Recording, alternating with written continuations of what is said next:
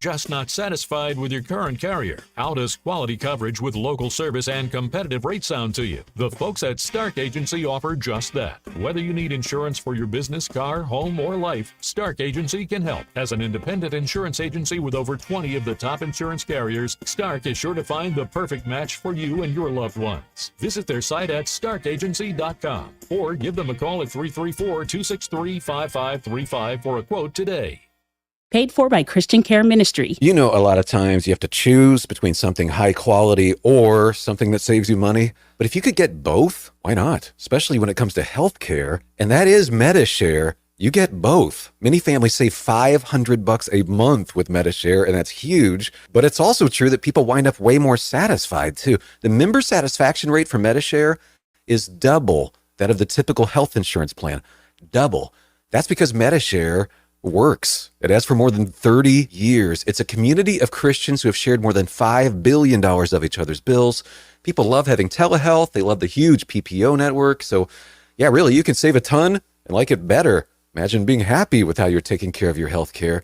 So if you're self-employed or part of the gig economy, or you just want a plan you're happy with, you can call right now and get a price in 2 minutes. Here's the number. Just call 855-51-BIBLE. That's 855-51-BIBLE, 855-51-BIBLE. The views and opinions of the following program are solely those of the host and other contributors. These do not necessarily represent those of Liberty Acquisitions 825, Blue Water Broadcasting, its management, staff, or any advertisers.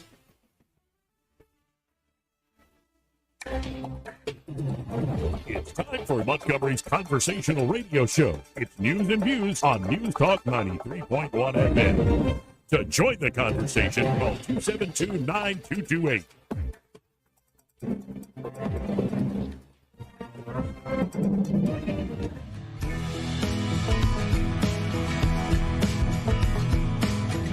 This is the Trump country.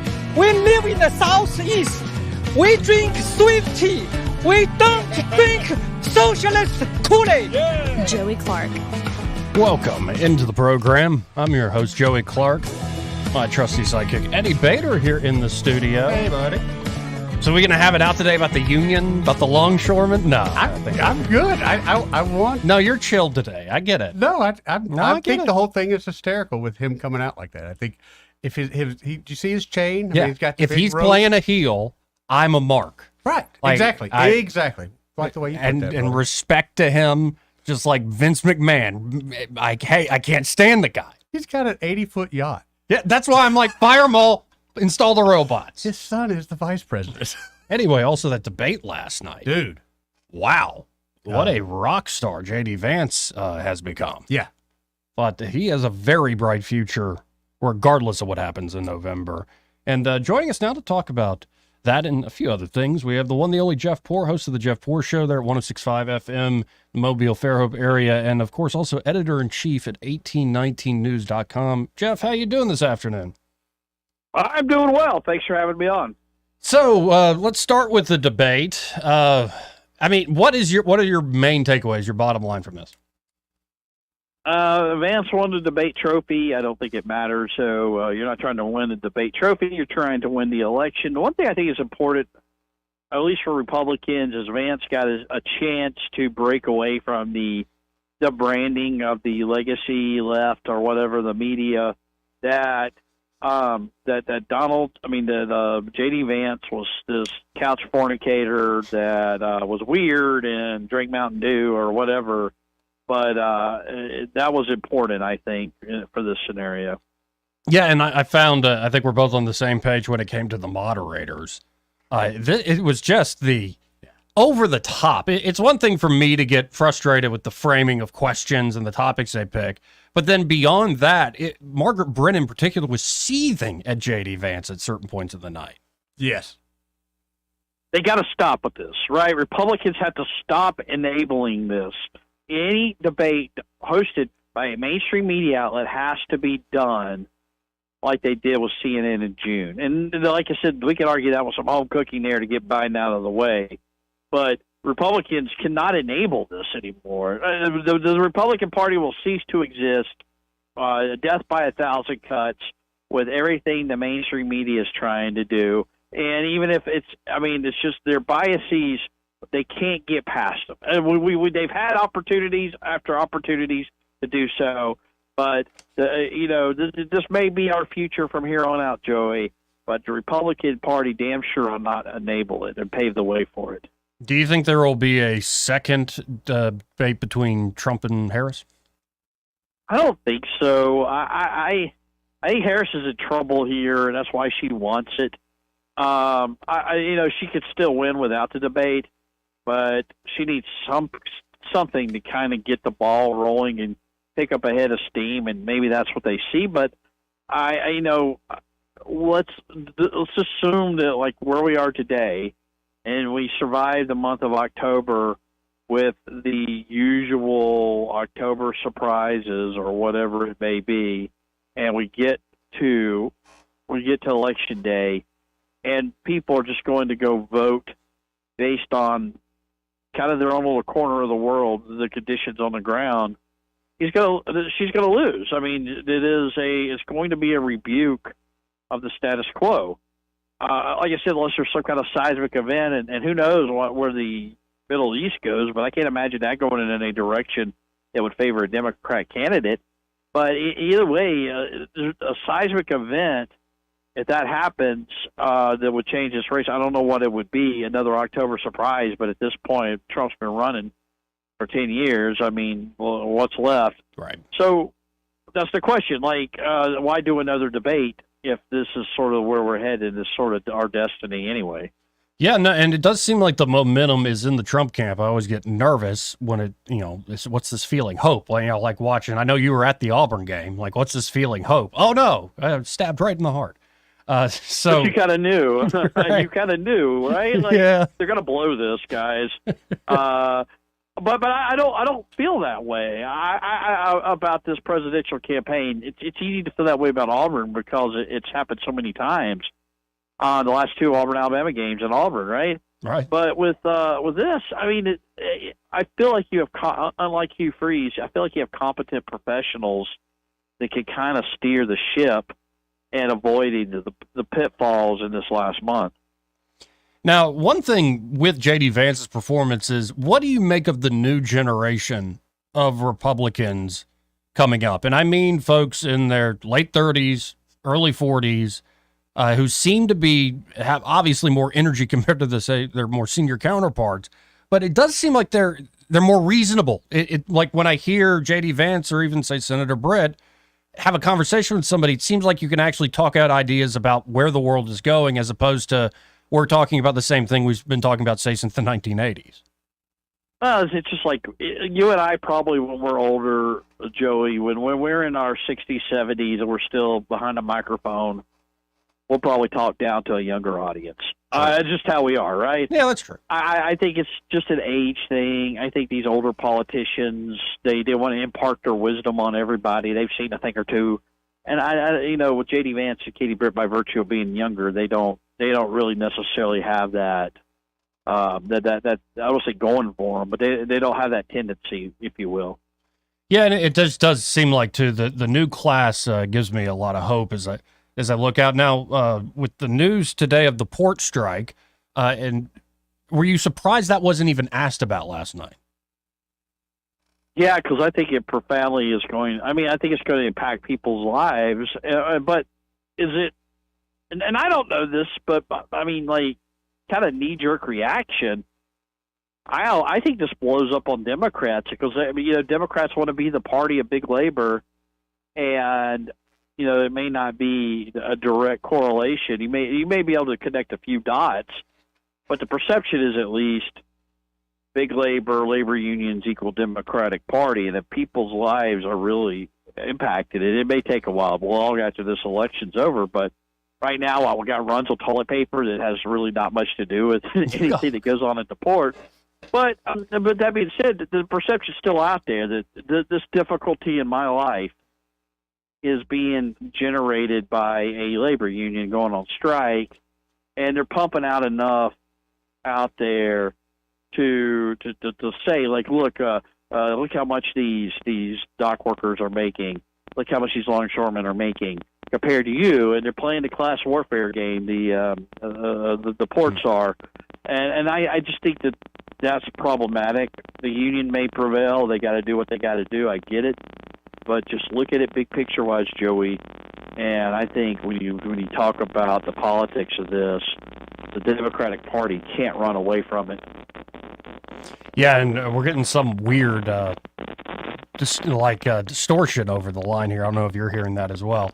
But when I look at this and I find it interesting that union support has seemed to swung to Trump, though, not the union like official heads and bosses and the part that's officially part of the Democratic Party and has been for decades.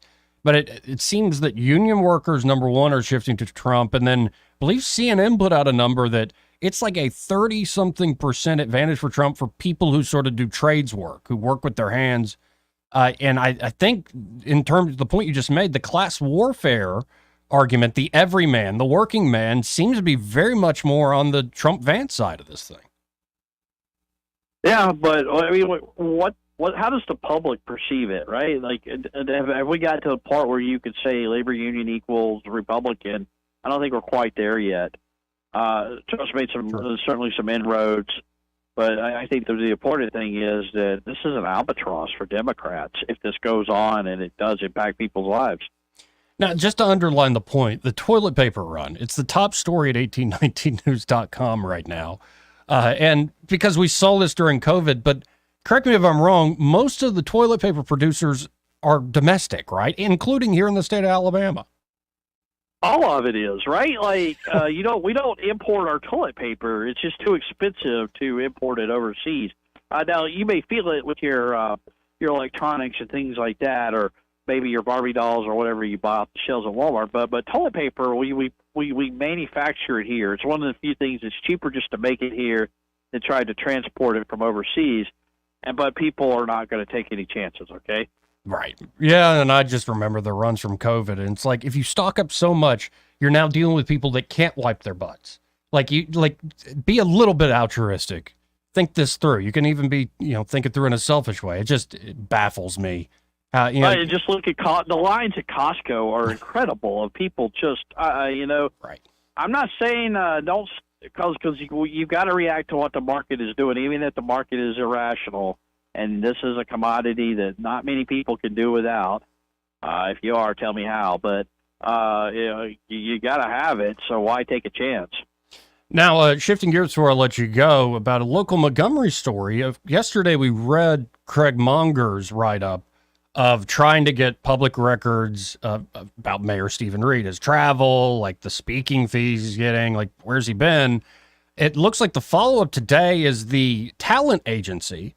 It said Mayor Reed would speak for $10,000 to $20,000 a pop, have now removed his profile off the page. Who would pay that much for Stephen Reed to speak at your event? I mean, I've seen him speak in person twice. The Rosa Parks statue and another event. He gave a few remarks, unmemorable. Is there something about Stephen Reed I don't know that makes him a commodity on the speaking circuit? Yeah, no, I would say his speaking is fine. It doesn't, it's not dazzled me or wowed me. And maybe this is sort of a corporate thing, where you get these tours that people go on and it's like everybody's kind of in the cool kids club now and, pay me. And, I might see you down the road in politics and can help you out. But it has...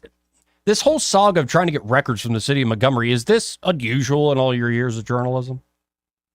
The price tag is. It shouldn't be this much. And, I mean, there's been a lot of obfuscation, a lot of just, we're not going to do that, no. And we got our attorneys involved, and we played hardball with these guys. And it's all right, we'll succumb to your request. But first off, here's the price tag, and we demand half of it up front. And the price tag was $6,000 for those who don't know. $6,000. And so here is a mayor who is an official surrogate for the Harris campaign and going around the country doing interviews, doing engagements for a presidential ticket. Well, shouldn't we be asking, like, who's footing the bill for all of this? What's going on here? Who's running the city of Montgomery while Stephen Reed is away talking about the virtues of a Harris presidency. There you go. Well, good work, but I don't know where this goes next. We'll see. I know there's been some administrative changes at the end of last month into this month with the chief of staff and whatnot. So I guess maybe we'll see. But I always appreciate Maybe Chip's listening today. It's possible. I actually have never met the man. Oh, well, you're in for a treat if you ever get that opportunity. Well, I always appreciate your time. Obviously. Thanks for having me, Joey. No, if folks want to check out what you're writing about, thinking about it. Okay. All right, we're out of here.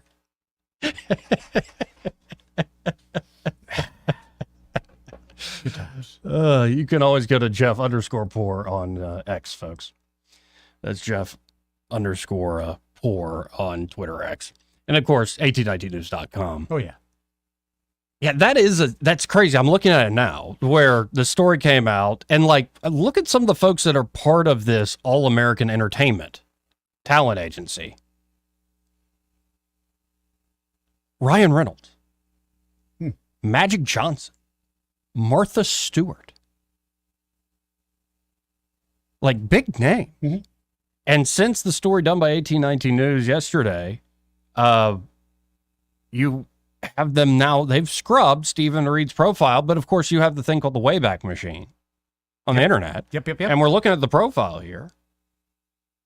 And it says travels from Montgomery, speaking fee $10,000 to $20,000. Please contact for a virtual event. Categories of what he could speak on: Black history, diversity speakers, government, political figures, and political speakers. Interesting.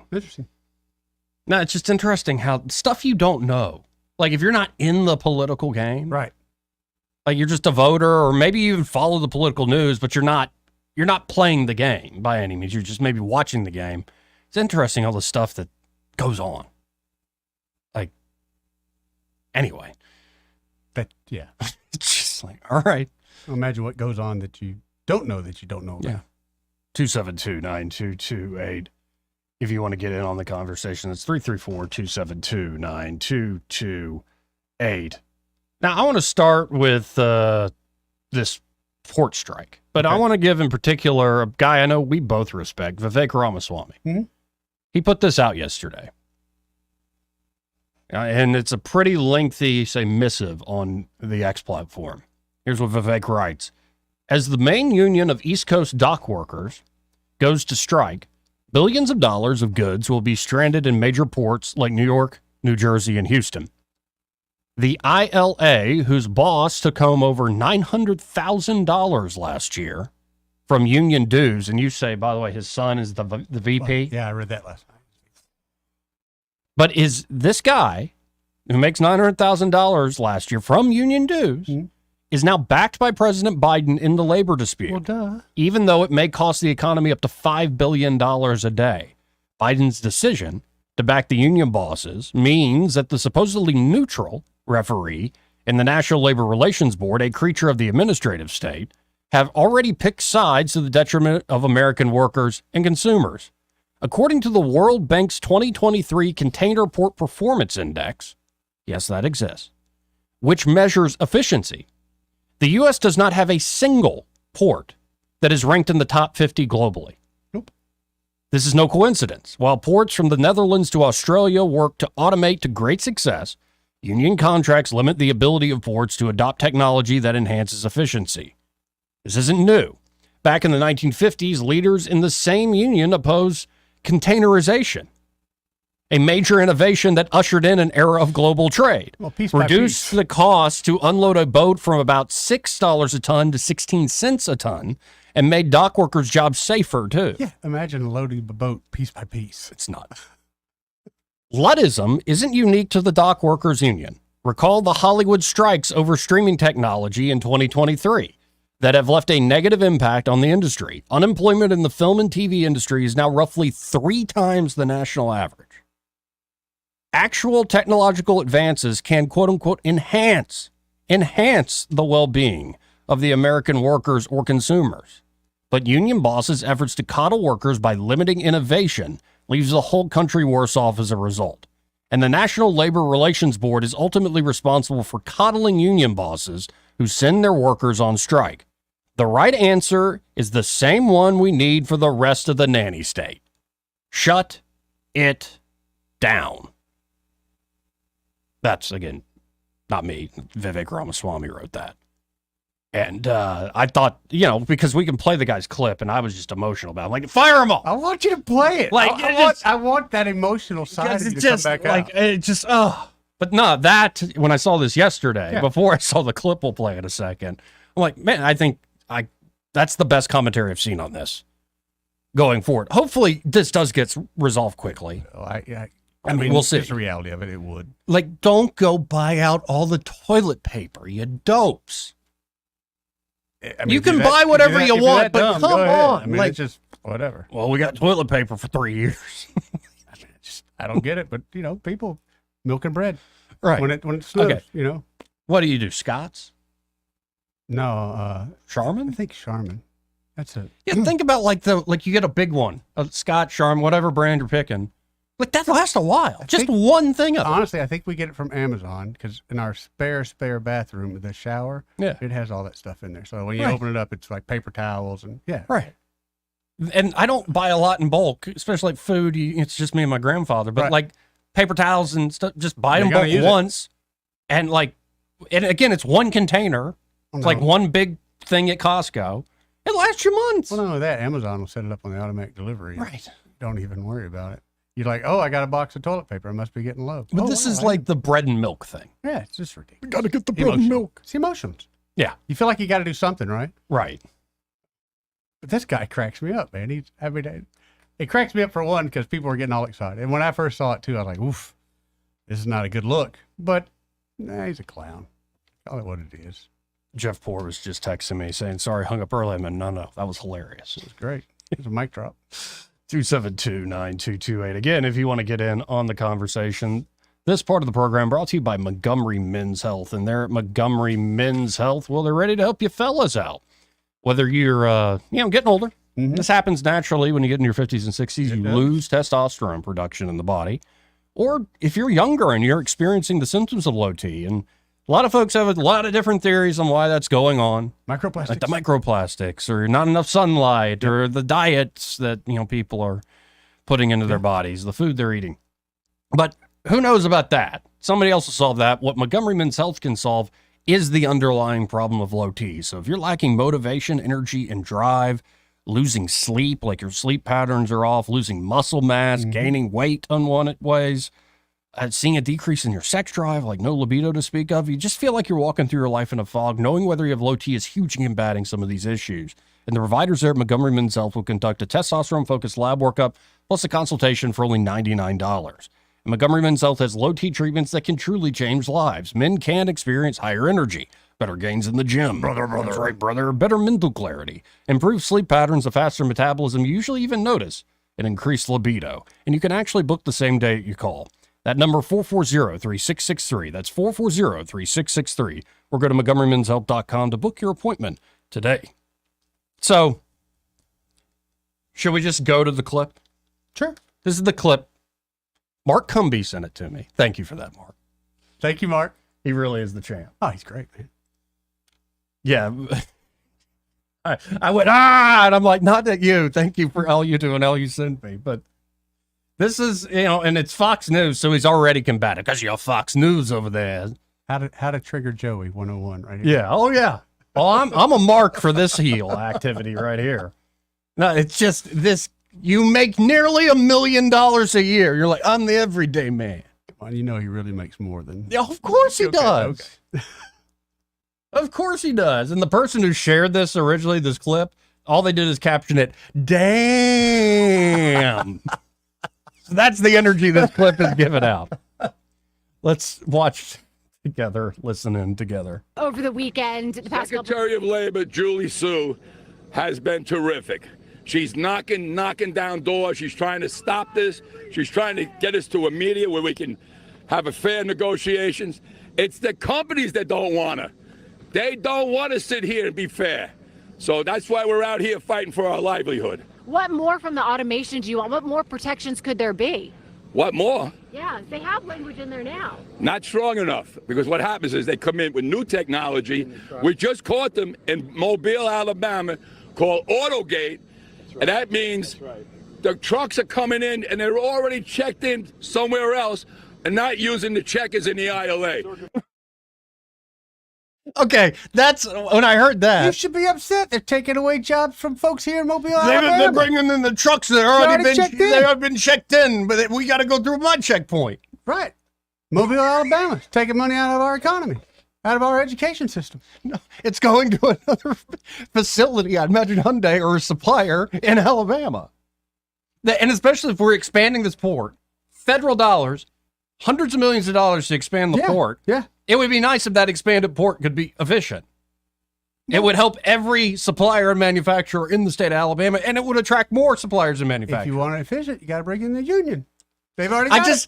Because at first I'm like, oh, Mobile, this must be serious, like Autogate. He's like, I know it. They bring it in, it's already checked in. They didn't use our checkpoint. It's like, what? We paid the guy at the other gate, man. Sorry. Let's keep going.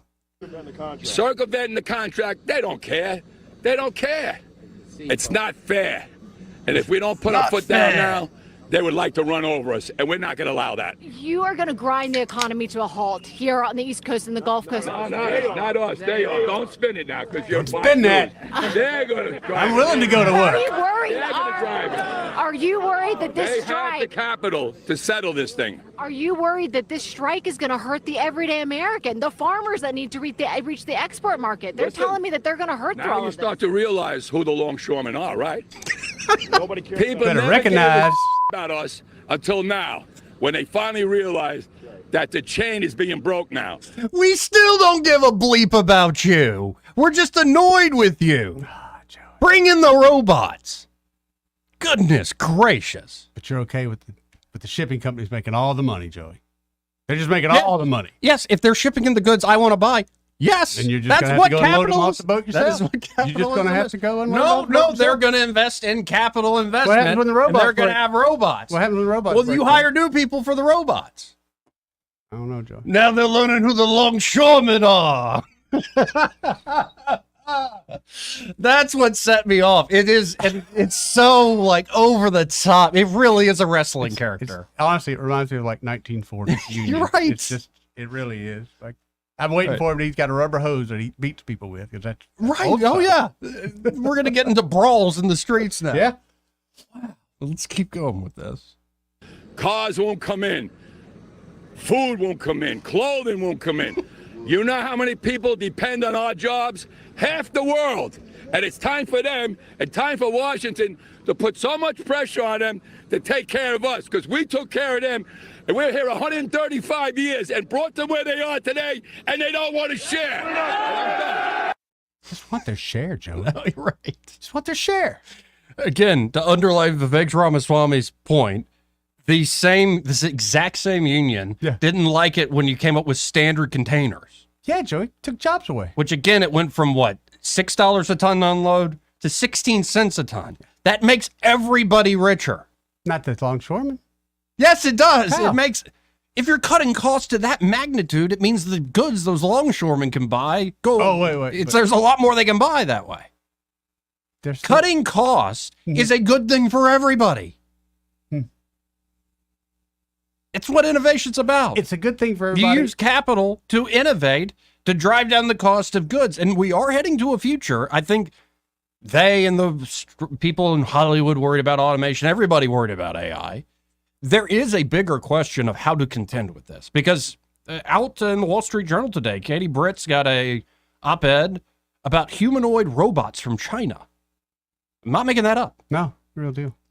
And so there are big questions about, will humans, in terms of work, like working with our hands, working with our backs, or even working middle management or being the guy that puts the input into the computer, how long does that last? And so what do you do for people? What do you do with people at that point? But if you think it through, we've got to hit a break here. There can be things we come up with because it will be so much abundance out of it that you can create different systems. That's what I have an issue with. we're always promised of all this abundance. Mm-hmm. Remember when, let's just use an example we all know about. When legal teams in Alabama connected all the police departments together, we become ELIA. That was going to be super efficient, right? That's not the same thing. A bureaucracy. How so? Consolidating a bureaucracy. We were told that they were going to save money. Yeah. We were told it was going to be better. Yeah, that's the government consolidating a bureaucracy. And this is innovation that literally drives down costs. See, that actually drives down costs. Like promise just it does, Joey, but you can't prove it. Well, you're promising something you cannot prove. You could have had this argument when they did the containers. No, you could have. And they did make the argument. And they were wrong. But again, this guy, not just this guy, but all of them, they're trying to protect their job. You got to appreciate that.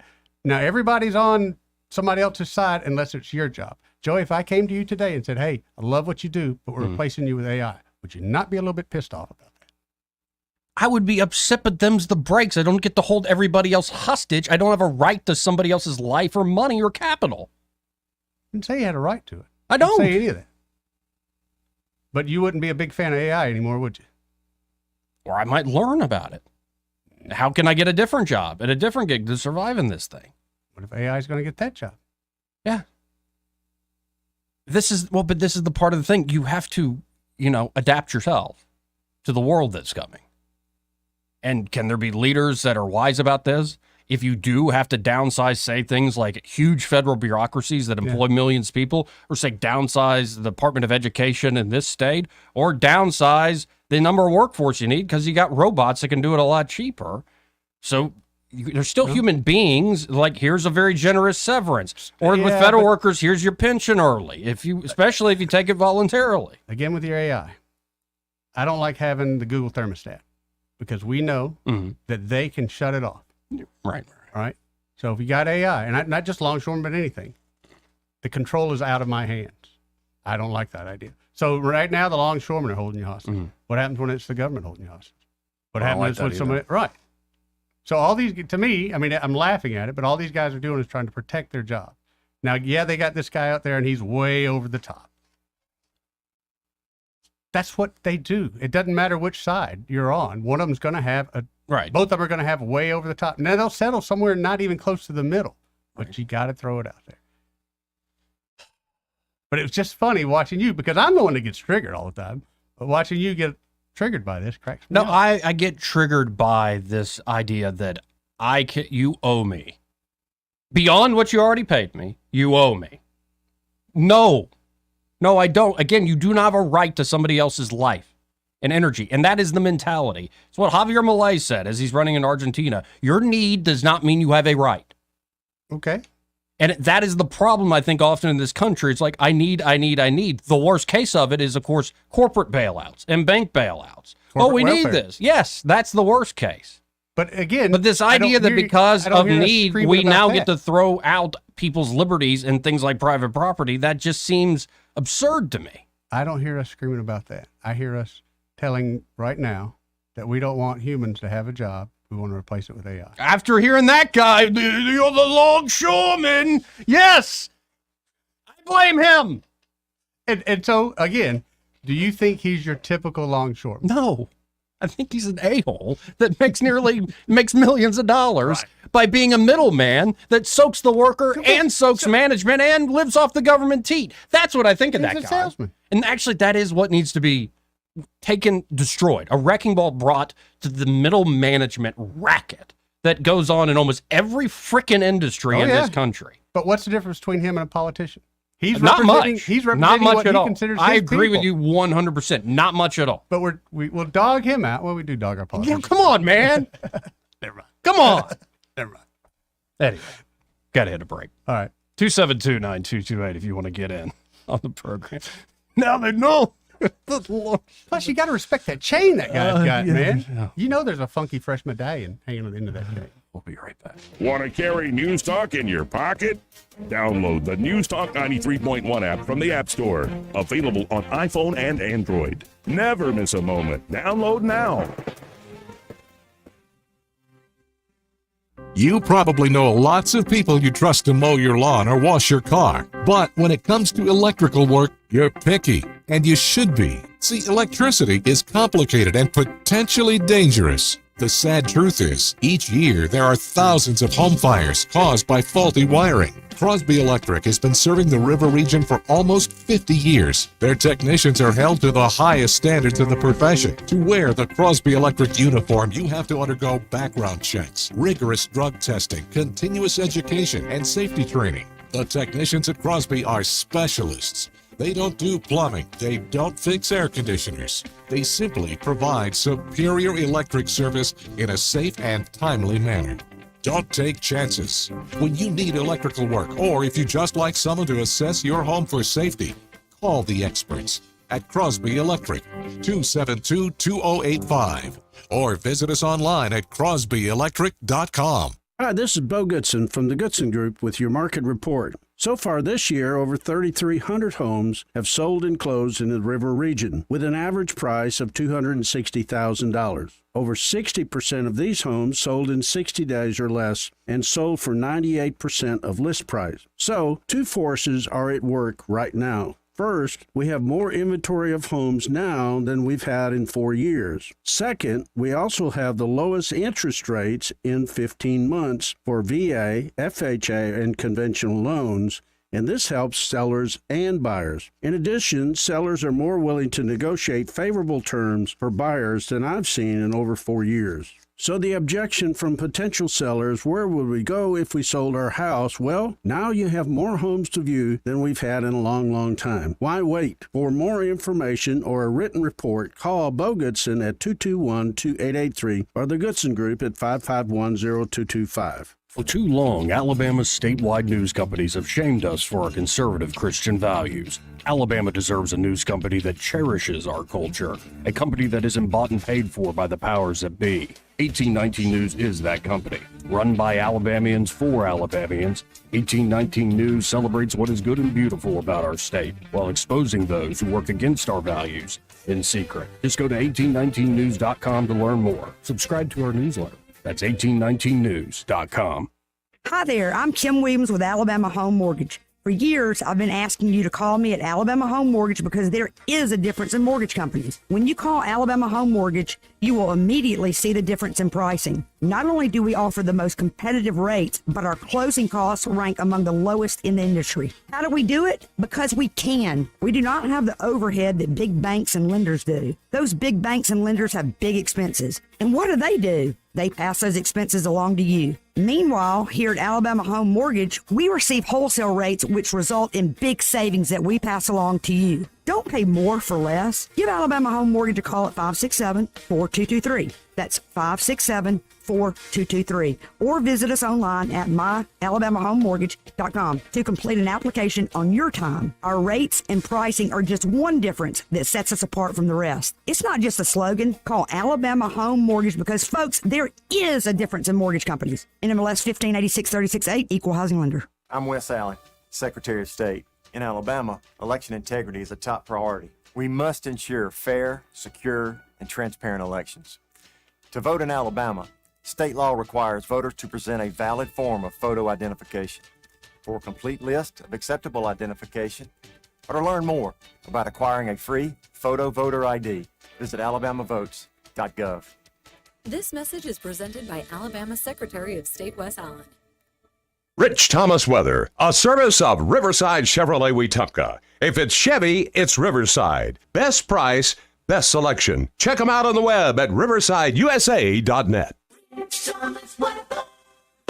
Well, hi, everybody. The calendar says October, but we have a very warm forecast. At least till a frontal system delivers some cooler air by the end of the week. But for today and tomorrow, sunshine dominates. Still tolerable humidity with a high both days in the upper 80s. Low tonight down to about 66. Maybe some widely scattered showers perhaps on Thursday night, with scattered showers becoming more likely on Friday and turning cooler with a high near 80. First Saturday of the fair, mostly sunny with a high around 84. From the Blue Water Weather Center, this is Rich Thomas. John Bobo with Capital Tractor. Have you heard the news? Capital Tractor will soon be moving to a brand new location in Montgomery. With lots of Kubota inventory, we're going to sell it instead of move it. Our big moving sale is a great time to get a great deal on a Kubota at Capital Tractor in Montgomery. On FM, on your smartphone, and online, the River Region's most trusted voice. News Talk 93.1 FM WACV.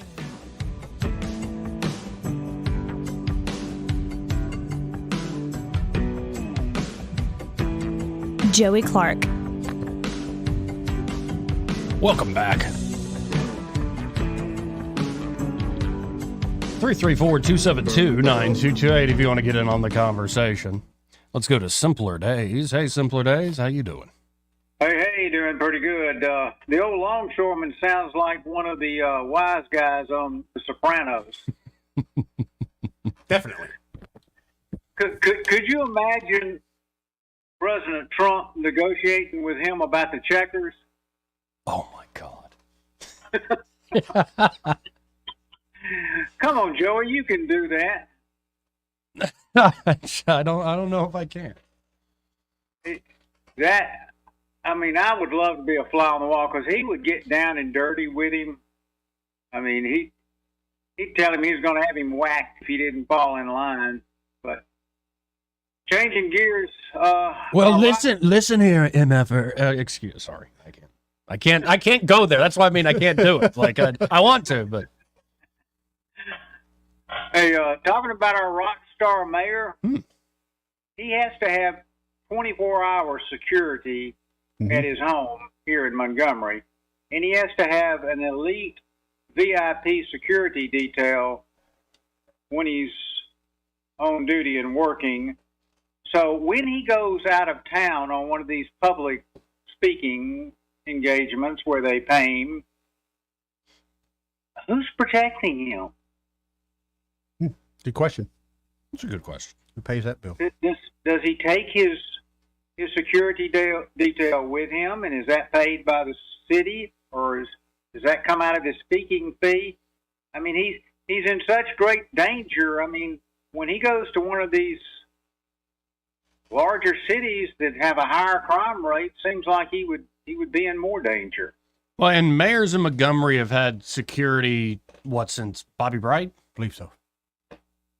No, since Emory Farmer started it because they shot his car up in his driveway over on Allendale. I always thought he was his own security. I didn't know he had security.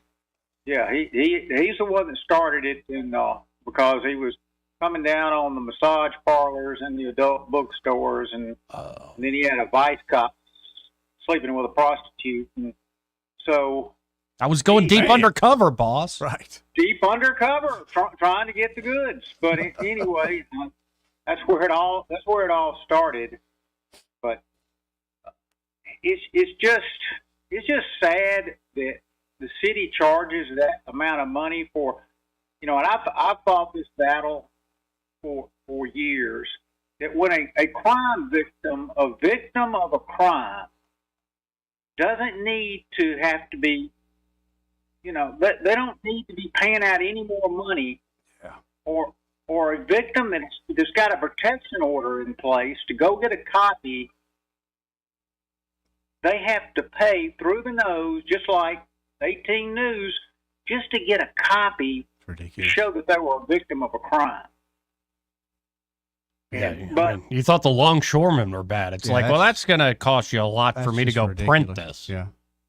Well, when the mayor and his staff drive around in those $95,000 high country vehicles, somebody's got to pay.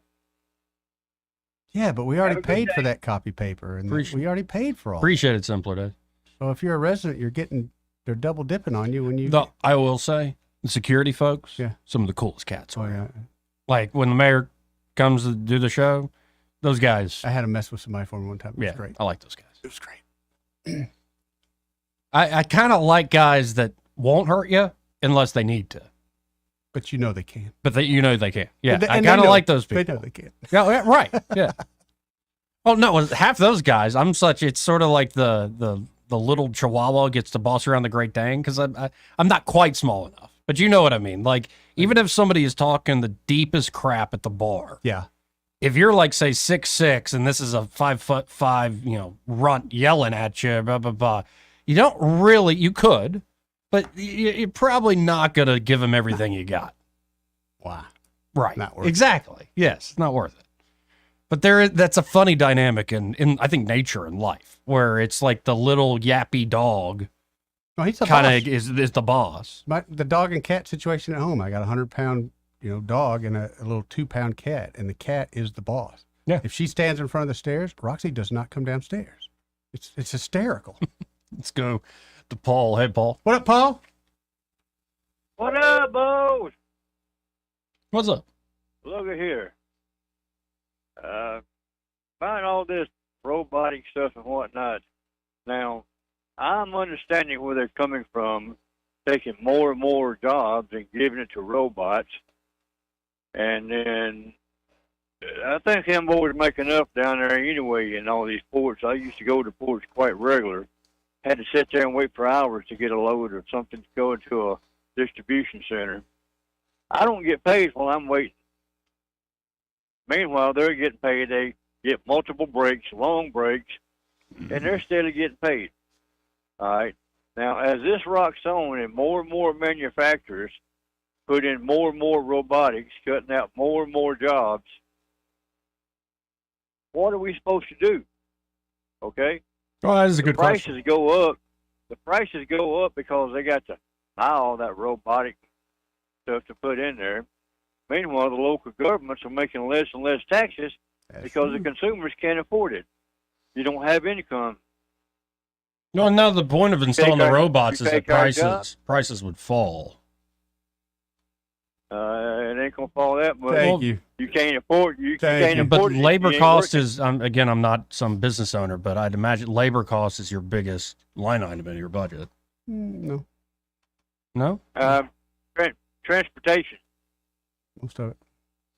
Well, and I think we're asking questions that will be solved by people in particular industries and with different interests.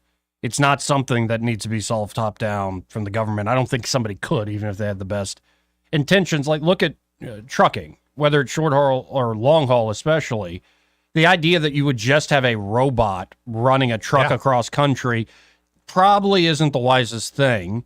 You would probably need a person or two sitting in the cab. They're not driving, but they're essentially managing this thing. And that's what they got going on now. Tesla's testing that in They Florida. got trucks going on the West Coast in California Nobody already. Right. But you still Nobody in 'em. need people to run, to do maintenance, to run these things. You need the human element. I don't think that will ever fully go away. And when you look at the history of innovation, new jobs do pop up. Now, when some authorities like, well, I'll go learn to code, that's kind of the wrong way to go about it. It's more it's a classic Frederick Bastiat in economics, the seen and the unseen. That for everything you see that you're saving, you're costing things that you can't see, and the long run ramifications could work out. And so I generally believe in freedom and letting things flow in that regard. Look at it on this side of the coin. Right now, whenever we have drones flying, there's somebody sitting at a computer somewhere with a screen operating that drone. All right? That's basically what they're doing with the driverless trucks in California. All right? Now, whenever AI comes along and is good enough to take over that job, where do they go? No, these Because are all they're good questions. trying to push that all across the U.S. for long-haul drivers now. For the driverless trucks. All right. You got someone at a monitor, and then AI takes over, but AI cannot handle the situation in emergencies. Right. No, like I said, I think it's going to be iterative. I think it's going to be sort of a give and take, and we'll see where it goes. I mean, I don't think this is stopping. Y'all hold on in the sense that next hour I'll read this op-ed from Katie Britt of all folks. But the Chinese humanoid robots and these humanoid robots, think of like that movie I, Robot. Right. Like it's coming. Yeah. And it will make life much more convenient, especially for people who can't afford them. But it will, like, factory workers could be replaced. The ones that still exist, even with other robotics already at play. So there's a lot to talk about. I think people should be very reasonable in the sense of if you're getting rid of millions of people's jobs, you need to give them very generous severance, or this has to be thought through in a way where you're not just leaving millions of people in a lurch, because that's when you get revolutions, and rightfully so. People are going to fight for their life. But one thing I learned at Hyundai, every time we had a robot that went down, because we did some of that replacement stuff, we had to had to keep the line running. So you had to bring employees that knew how to do the job back from other jobs to do it. Right. So let's say you do like lay off thousands, like you're saying, you're still going to have a labor pool because, as we all know, things break. And yes, and if you are the longshoreman or whoever, you're like, okay, you only need me in emergencies. Well, you're going to pay up. Well, and that's the classic libertarian and economics argument that, what's going to happen when all the robots? Well, you're going to need people that maintain and work on the robots. Right. And you might actually get more jobs out of that. But you still got to run production. That's right. I mean, that's the reality of it. No. Production's still got to run. Well, along with that thought, what happens whenever robots are repairing robots? But who repairs those robots? That's just kinky. I don't know. If Another repairman. Either another repairman is going to have to be highly trained to do that, or if you're going to have more technical robots that sits over in a corner waiting until that happens. You fire them up. In fact, the only thing that'd be left is upper management. It reminds me, and I'll send you the clip, Paul. There's a clip out there, and I think it's on YouTube of a robot who's leaking hydraulic fuel. And its only job is to keep sweeping that hydraulic fuel up, because when it runs out, it's going to die. And so they've programmed that in, and it's ironic to watch that. Just keep doing it. It keeps doing it. And you can see, and I think it finally does quit, but you can see pressure kind of set in where it's realizing it's getting low on that fluid. It's got to keep sweeping off the floor. It's a pretty neat, about a 3-minute clip. But that's what my nephew showed me one. My nephew showed me a clip over the weekend where they were training a military robot, and they was doing all kinds of different things to knock it off balance. Yeah. To disorient it with a live person to a dummy as to which one it was to shoot and which one it couldn't shoot. And meanwhile, they're doing all kinds of things to distract it. And that was pretty amazing. Yeah. Oh, but I've seen that too. At the same time, as long as you got something that will work like that, per se, in the battlefield, well, you can save human life like that. Sure. But how often are we going to be in war where it's needed? Right. Well, I appreciate the call, Paul. Good call. Definitely. Later, guys. See you, Paul. And, I think generally speaking, a huge dose of humility is in order. Yeah. Because who could have predicted 100 years ago the future that came about? Like, really? Yeah. Nobody could. The good and the bad. Like, a lot of this it's worrisome if you're definitely on the cutting block. But there's also opportunities and new businesses that pop up and new ways of living that nobody can really anticipate until it's like you're at that moment, somebody creates the next new thing. But another part of that, as an older guy, is, okay, if that's happening to me, I've been in this job 15 years. Yeah. I can see, and usually can, see the progression coming that's going to eliminate your job. That is very trying, because let's say that's going to happen in 5 years. Well, I'm in my 50s. And a lot of people's thought are, who's going to want to hire a 50-year-old? Right. And so, well, and so the defined benefit pension is gone. It's now defined contribution, and a lot of people don't participate in those, 401k programs? A lot of people don't. I just hate saying it, but it's ignorant. No, and it might be. I don't know if I'd love this idea, but you do get a basic guaranteed income. Yeah. It could go that direction. But that could have a lot of problems too. Create a lot of problems. We're trusting humans again. Right. Give a human an opportunity to do nothing and keep him fed. Well, he's just going to be fat and lazy, and no innovation will ever come out of him. Well, we got to hit a break first. This part of the program brought to you by Pest Pro Services, and they're at Pest Pro. Ashley and the team are ready to help you. That's right, Joey. Whether you're looking for a one-time job, maybe getting rid of fire ants in the yard or ants in the kitchen or mosquitoes or whatever it is, one-time jobs, maybe a termite inspection. Of course, they can also help you in being your everyday pest control company. They can have your back every day, especially so you already know each other. If an emergency pops up, they got you. Or if you just want the house jam up and jelly tight, they got your back. They're great local folks, easy to work with. They've been growing leaps and bounds for good reason. They're just that good. They're a Pest Pro. So check them out today. You can always call them at 265-9990. That's 265-9990. Or go to ppsriverregion.com or search Pest Pro Services on the Book of Faces. When you want to know, call a pro. Pest Pro Services. And be sure to tell Ashley and that great team that Joey and Eddie, those fellas on the radio, sent you. Broadcasting from the Riverside Chevrolet Master Control Center, this is WACV Cusana, News Talk 93.1 FM. When it's Chevy, it's Riverside. With SRN News, I'm John Scott. President Biden will survey Hurricane Helene damage in the Carolinas today. The president travels to Greenville, South Carolina first, followed by a stop in Raleigh, North Carolina. In South Carolina, he'll take an aerial tour of the storm-damaged areas. 8 Israeli soldiers killed in Israel's ground incursion into Lebanon to battle Hezbollah terrorists. The region is bracing for further escalation as Israel vows to retaliate for Iran's ballistic missile attack a day earlier. Federal prosecutors say they might bring additional charges against New York City Mayor Eric Adams and indict others in the corruption case against him. The indictment alleges that Adams also conspired to receive illegal campaign donations. The Dow dropping a dozen points, but the NASDAQ composite ahead 16. This is SRN News. In the new movie, Vindicating Trump, Dinesh D'Souza uncovers the truth behind the Democrats' war on Trump.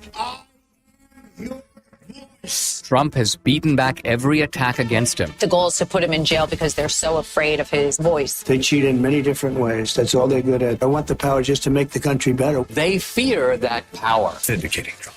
In theaters nationwide now. Get tickets today at vindicatingtrump.com. Rated PG-13. May be inappropriate for children under 13. Hi, this is Rhett Rasmussen of BestHotGrill.com. We make the amazing Solaire infrared gas grills that are built to last and will consistently deliver better than restaurant grilled food. The Solaire infrared burner heats up to 1,000 degrees in just 3 minutes, even in the dead of winter. The high heat locks in the juices and flavor and grills food faster. Learn more about these fantastic USA-made grills at BestHotGrill.com. Solaire hot, fast grills at BestHotGrill.com.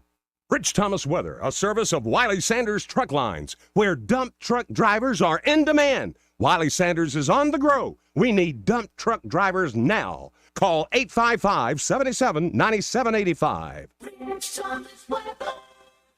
Well, hi, everybody. The calendar says October, but we have a very warm forecast. At least to a frontal system delivers some cooler air by the end of the week.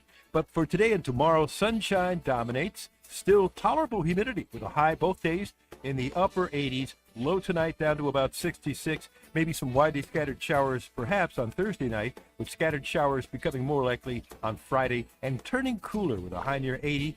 First Saturday of the fair, mostly sunny with a high around 84. From the Blue Water Weather Center, this is Rich Thomas. CB&S Bank has a long history of stability and a legacy of serving our community's needs for generations since we began in 1906. At CB&S Bank, we're here for you. All loans subject to credit approval, member FDIC, and equal housing lender. From the Blue Water Broadcasting News Center, here's today's top stories. The Montgomery Rotary Club welcomed military officers and their spouses from around the world to the city on Tuesday night. The club held its 34th annual Rotary International Night reception for foreign officers who will be training at Maxwell Air Force Base for the next year before returning to their native country. The Port of Mobile, Alabama is one of 36 nationwide ports where the International Longshoremen's Association is on strike for better wages without automation. An estimated 900 of the 50,000 union longshoremen work in the Mobile port, which is the fastest growing container terminal in the United States. A new way to pay for parking around downtown Montgomery is now in effect. About 70 kiosks will manage the payment for most of the city's 2,500 parking places downtown. The Park mobile app will work in conjunction with the new kiosk, allowing you to pay the parking meters with your cell phone. The system will eventually eliminate the use of cash and coins to pay for parking. From the Blue Water Broadcasting News Center, I'm Sky Mosley. This hour of news and views is brought to you by our good friends at Alabama Home Mortgage. Alabama Home Mortgage, 567-4223. Visit them on the web at myalabamahomemortgage.com. NMLS number 1586368. An equal housing lender. Hello, this is Pam with All About the Bounce. We have been advertising with Blue Water Broadcasting for a little over a month now and have seen great results. Thank you, Blue Water, for helping us to bring the bounce to more customers across the river region. Radio advertisement is definitely the best advertisement. Our advertisers are our biggest advocates. Call us to find out how radio can increase your bottom line. Blue Water Broadcasting. Local folks, helping local business. No one wants to wait on service for an overhead door. With 20 years in the industry, you now have access to the best with All Access Overhead Door. All Access Overhead Doors offers prompt, professional service at affordable prices on all service and new garage doors for residential and commercial locations. All Access Overhead Doors serves the river region and can take care of whatever you need when it comes to your overhead door. Remember, you have access to the best. All Access Overhead Door. Call and schedule an appointment today. 320-2440. And like them on Facebook. They sell the best and service the rest. Want to take the price of new flooring and tear it in half? You can during Prattville Carpet's biggest sale of the year, going on right now. Save 50% on select luxury vinyl plank and select carpets in stock. Stop into the store to register to win a brand new quartz countertop up to 75 feet until November 20th. No purchase necessary. Hi, I'm Ray Bowles from Prattville Carpet. If you're looking for waterproof carpet, hardwood, laminate, vinyl plank, or ceramic tile, call us today for your free measurement. Shop now and save big at PrattvilleCarpet.com. Prattville Carpet, we're more than just carpet. The views and opinions of the following program are solely those of the host and other contributors. These do not necessarily represent those of Liberty Acquisitions 825, Blue Water Broadcasting, its management, staff, or any advertisers.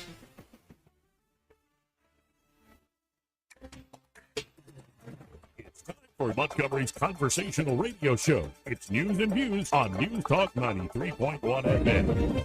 To join the conversation, call 272-9228.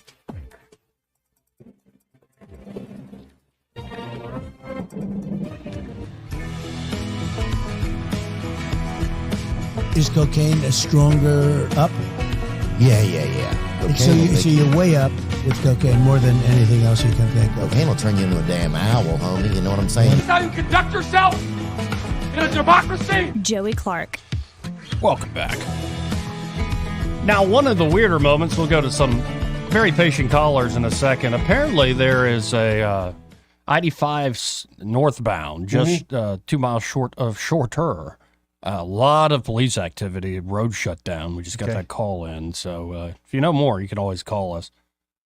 Give more about that situation. One of the weirder moments from last night, Eddie, I don't know if you caught this, was Tim Wall saying, I've become friends with school shooters. I've seen it. Look, the NRA, I was an NRA guy for a long time. I heard that. Yeah, did he? Let's hear it again, because it really is like under his breath, like.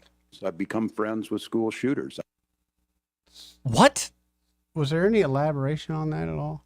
Well, somebody tried to ask him later, like when he was out walking about today, I believe.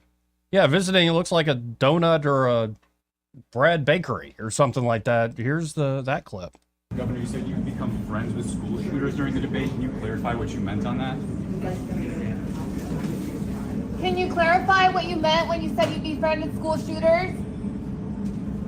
And he's just ignoring them, looking at the bread and the donuts. When reports say you weren't. Governor, you said you become. Well, donuts are captivating. Yeah, like seriously, I walked away. We'll do the whole breakdown of the debate in a second. But I walked away with that. I just felt bad for the guy. Like he seemed out of his depth. Yeah, yes. Like he didn't come across as an evil man. I think he came across as just not ready for prime time. No. But one of the memes and it's kind of true, the whole Bugs Bunny and Elmer Fudd. They showed them side by side, and yeah, I mean, that look J.D. Vance gave the camera at one point was just fantastic. There were a couple times, but there were also a couple times where I look over at Walls and he's just, I mean, I don't know, he's tripping out, right? Head bobbing and oh yeah, I couldn't quite figure out what was going on. But I'll give them both this: they were gentlemanly. Yeah, no, they seem like real people. That was nice, right? That was a nice, to me, was refreshing thing. Yeah, exactly. And J.D. Vance, I think still, and he said it himself, he's still meeting people for the first time. They're just getting to know him. So I think he put on a good show. A political rock star was born last night. Let's go to Charles the First. Hey, Charles. Hey, Jody. Hey, Eddie. Hope y'all doing good. Doing well. How are you doing, buddy? I'm doing pretty good. I want to tell you a couple of things. The first one is, since your last caller was talking about what you do about the automation, I would say that even Mr. Daggett knows what you do, because it's what happened on the West Coast. They didn't fire any of the workers. They made a negotiation. The negotiation, when someone retired or they needed a new position, they could add it as automation. Yep. Have you got me? Yep. So it didn't affect any Yeah, and that's what they did, and he knows you can do that. But do you remember last week I told you about Mike Podhauser, who was with the Molly Ball article that changed the election by using his Zoom meetings to change things in each state about how the legislature controls the voting mechanisms of, say, Georgia, Pennsylvania. Have you got me? Yes, sir. Yeah, was over the ALICIO. I'm not saying it right. AFL-CIO, yeah. Yes, correct. Now, he became, after that, the presidential advisor from the AFL-CIO to President Biden. He's super liberal Democrat. Now, the two people that are also connected because they have worked with him, because he was in the top 3 tour thing of the AFL-CIO, are Daggett and Daggett's son. And Daggett's son is over the international same thing as Daggett. Have you got me? In 41 countries. Yeah. Yep. Yes. And there's no doubt about the fact that those persons, I saw where they had meetings at the same time, talked about the same initiatives. Have you got me? Mm-hmm. And it was brought to my attention that Harold Daggett had been going in the past, I don't know, months or so, to the White House and out. Yep. Have you got me? Mm-hmm. My conjecture here is have it already set up where Harris does something that rescues everyone from the situation and disavows anything that Trump might do in order to change the election, because that is absolutely something that Podhauser would do. I think, great. This is the heck. I mean, I love your calls, man. Yeah, I'm trying to find words to say because what you just laid out makes too much daggum sense. That's yes, great. And somebody should make the Trump staff very aware of what I just said, because you can look up every bit of it just like you can with anything I'm telling you. Yeah, it's the classic, you create the disease and you give them the cure. Yep. Right. Yeah, and I think that they probably planned this contract to be up right at election time from last time purposefully. Got me? Mm-hmm. So that's what I wanted to tell everybody, and thanks for having me on. I really appreciate that's good. it. Thank you, Charles. That's some deep thought, good buddy. Stuff right there. Yep. 272-9228 if you want to get on the conversation. Though it could go off the rails. Like, seriously, if like they don't come up with something after a few weeks. I kind of I could be wrong, but I kind of feel like Charles was saying, I think there's a little bit of a fix in there. Yeah. Fix it. And you put this guy out there. Come on. Right, and also these middlemen. Dude. Man, dude. Tell me about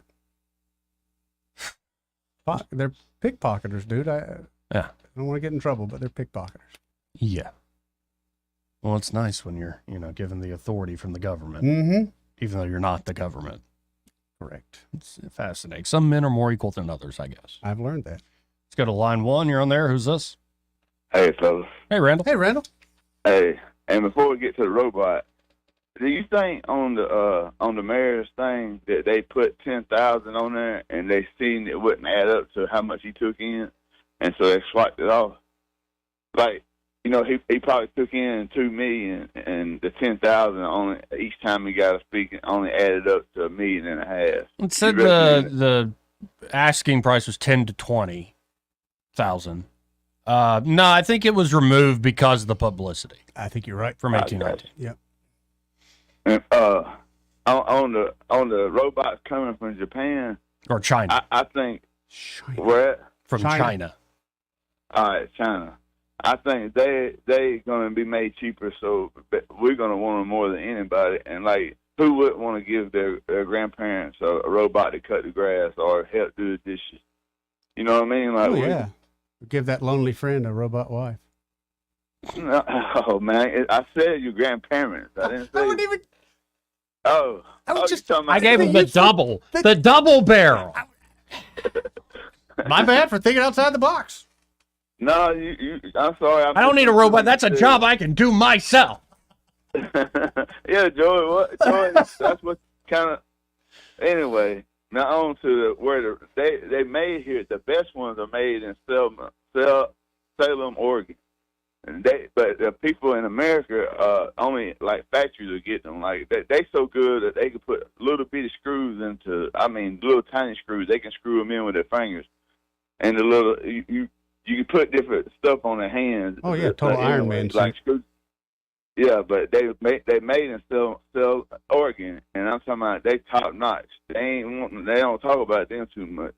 No, but I wonder, Randall, if we start these buying these humanoid robots from China, if we'll go the way of drones. They're cheaper from China, so then the American company gets mad, and all of a sudden they're trying to ban them, like they have the drones. Yeah, yeah. And oh yeah, Paul, about the drones, they already got some. You don't have to control. They once you send them off, you tell them what job you want done. They can stop and charge up on the power line. Yep. It's amazing what they're doing, how far they done come with that stuff. I mean, so I don't know, man. I don't know. we headed a lot of places fast, and I think that's the trick. Stay tuned, Randall, because I have it right here in front of me. Katie Britt's op-ed with a guy named Jacob Hellberg, who's a senior advisor to Palantir Technologies, to the CEO of Palantir Technologies. So Palantir, actually, J.D. Vance, I think, was brought venture capital in for that. Mm-hmm. And Palantir's on the cutting edge of a lot of stuff. So I'll read just direct what Senator Britt and this top tech advisor have to say about the humanoid robots coming. All right. Thank you, sir. Appreciate it, Randall. Now, here we go. All right. The headline, and this is in the Wall Street Journal today, humanoid robots are the next threat from China. Elon Musk promises a robot buddy like C-3PO and R2-D2. Xi Jinping has a less benign idea. Hollywood in the 1970s and 80s often imagined a world where technology is so evolved it is almost human. From Star Wars, in which R2-D2 and C-3PO are not just tools, but also friends to humans, to the Terminator, in which an assassin robot is disguised as a human. Science fiction is about to become reality. Artificial intelligence-enabled humanoids capable of blending seamlessly into our world will soon be a part of everyday life. Again, this is from Senator Britt and this guy at Palantir. Elon Musk claimed at a shareholder meeting in June that Tesla will deploy more than 1,000 Optimus humanoids to work on the factory floor next year. He also said that humanoid technology will soon be so advanced that it will be odd not to have a robot buddy, your C-3PO or R2-D2. Other developments by Boston Dynamics, Figure, Amazon, and Chinese-based Unitree Robotics assure that the technology is here to stay. But the real race over this technology isn't between private companies. It's between the U.S. and the Chinese Communist Party. Congress must act, writes Senator Britt, to prevent products manufactured by adversarial regimes, especially China, from infiltrating our businesses, schools, communities, and homes. Better yet, we must position the U.S. as a global leader in the field. This will increase opportunities for Americans and ensure that ethical standards shape the future. Unfortunately, China already has a leg up, accounting for more than half of all robot installations worldwide over the past 3 years. Beijing is aggressively subsidizing advanced robot manufacturers and supporting efforts to build factories capable of mass-producing humanoids as soon as next year. China wants to lead the world in all robotics, especially humanoids, and is able to do it for less owing to its inhumane labor practices. Estimates indicate Chinese humanoids might cost as little as 1/5 as much as their Western competitors. And we know that Beijing is more than willing to violate international trade laws to dump cut-rate products into the U.S. and other markets, undercutting competition and emerging as the only option for consumers. More than commerce is at stake. Chinese manufactured humanoids threaten Americans' personal security because of the data they collect. These robots will take in limitless information about their surroundings, including any person with whom they interact. Humanoids will become important to almost every industry, which means the economy will be tied to the largest producer of these robots. Reliance on Chinese-made robots would tie American economic success to the goodwill of the Communist Party. Humanoid robots will have both defense and offensive national security implications. The U.S. military is exploring ways to incorporate humanoids into modern warfare, but China has already deployed armed robotics to the battlefield. If the U.S. falls further behind in such critical technology, our troops will face fatal disadvantages on the battlefield. Senator Britt goes on. We need to procure and develop this technology independent from China. The Defense and Homeland Security departments are already required by law to source some warfighting technologies domestically, but humanoids could fit into statutory exceptions to these requirements. The good news is that the playbook to prevent Chinese control of humanoids already exists. As part of the 2024 National Defense Authorization Act, Congress included a prohibition on Chinese drones for defense purposes, and is poised to do the same with LiDAR, a laser-based radar system. A similar restriction on Chinese humanoids is needed. Congress should ban the importation of Chinese humanoids, writes, again, Senator Katie Britt, and ensure that no American technology can support their creation before Xi Jinping has his own robotic army on American soil. Interesting, to say the least. What say you, Eddie? We're all about the AI taking over the longshoreman jobs, right? Yeah. And we don't even know who's making that. We're just accepting the fact that our government will make sure that's okay. But we're not allowed to have the human robots that could actually help somebody, you and I, because it's made in China. Sorry, I don't buy that, man. That's like them telling me the TikTok ban. I don't need you to think that you're better than I. I'm a free man. I'm a free person. I don't need you to try to push your morality on me, your ideas on me. I just need you to leave me alone. And this right here is a big reason I don't like big government. Mm-hmm. Because another country makes it, doesn't make it necessarily bad. Now, I agree. They steal their technology. There's no doubt about it. But you're singing my song. That said, this recent beeper attack. Yeah. Thank you. The walkie-talkie attack, where it was 15 years in the making. Mossad spun up a manufacturer 15 years ago. Yeah. What's to say the Chinese couldn't do something like that? What's to say they hadn't already done it? Look at everything we got. True. But right. I don't like that suddenly we care. And this is suddenly something we care about. When we're just as susceptible as our cars, our phones, our computers, but suddenly we care. No. Either you care all the time or you don't care at all. Well, but then again, no, let's be clear. What do they call for a ban on? Should ban the importation of Chinese humanoids, but I believe this is part of the National Defense Authorization Act. It was the model, which prohibited Chinese drones for defense purposes. So I'd imagine you can still buy a commercial drone from China. You can, but they are working steadily towards the ban. I mean, I'm in the whole drone deal, and we get told on the regular, here's the new drones coming out, but here's why they're not selling, because everybody's scared if I buy one, the government's going to ban it tomorrow. Well, and maybe there's something short of that. Is there a way to just check? Like, are there certain just safety standards to just check? Maybe they don't trust their own safety standards. I mean, to me, there's a million ways around it, but the easiest way for them is just to go, it's banned. And I don't like that because, again, I don't trust my government. They tried to push a vaccine on me that they haven't apologized for yet. Yeah, well, and what if you could make these things cheaper, like not in China, but in South Korea? At the end of the day, the drone situation I've got with DJI, they have outsourced it, and they did that to make to make Congress happy, so they don't ban them. So they basically teamed up with an American company. Mm-hmm. Now Congress is thinking about letting those two go together. Well, what's changed? Because you put an American company in there? Come on, man. Yeah. No, and I think Eddie's making a fantastic point. In the name of protection, there can, at times, it's just another crony scheme. I get it. That's how I see it. I want less restrictions on my freedom, not more. I hear that all day, every day. I also don't trust the Chinese Communist Party. Okay. Especially the way they've learned to operate. Who makes your phone?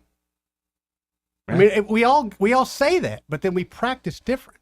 Well, no, but this is the deal: is you need to start nearshoring and onshoring, which has already started. A lot has actually moved out of China to different spots in the Eastern Pacific, which is a good thing. Sure, I agree. But to To me, they got us thinking we're chasing the boogeyman, just like back in the 70s, 80s, it was the Russians. Right.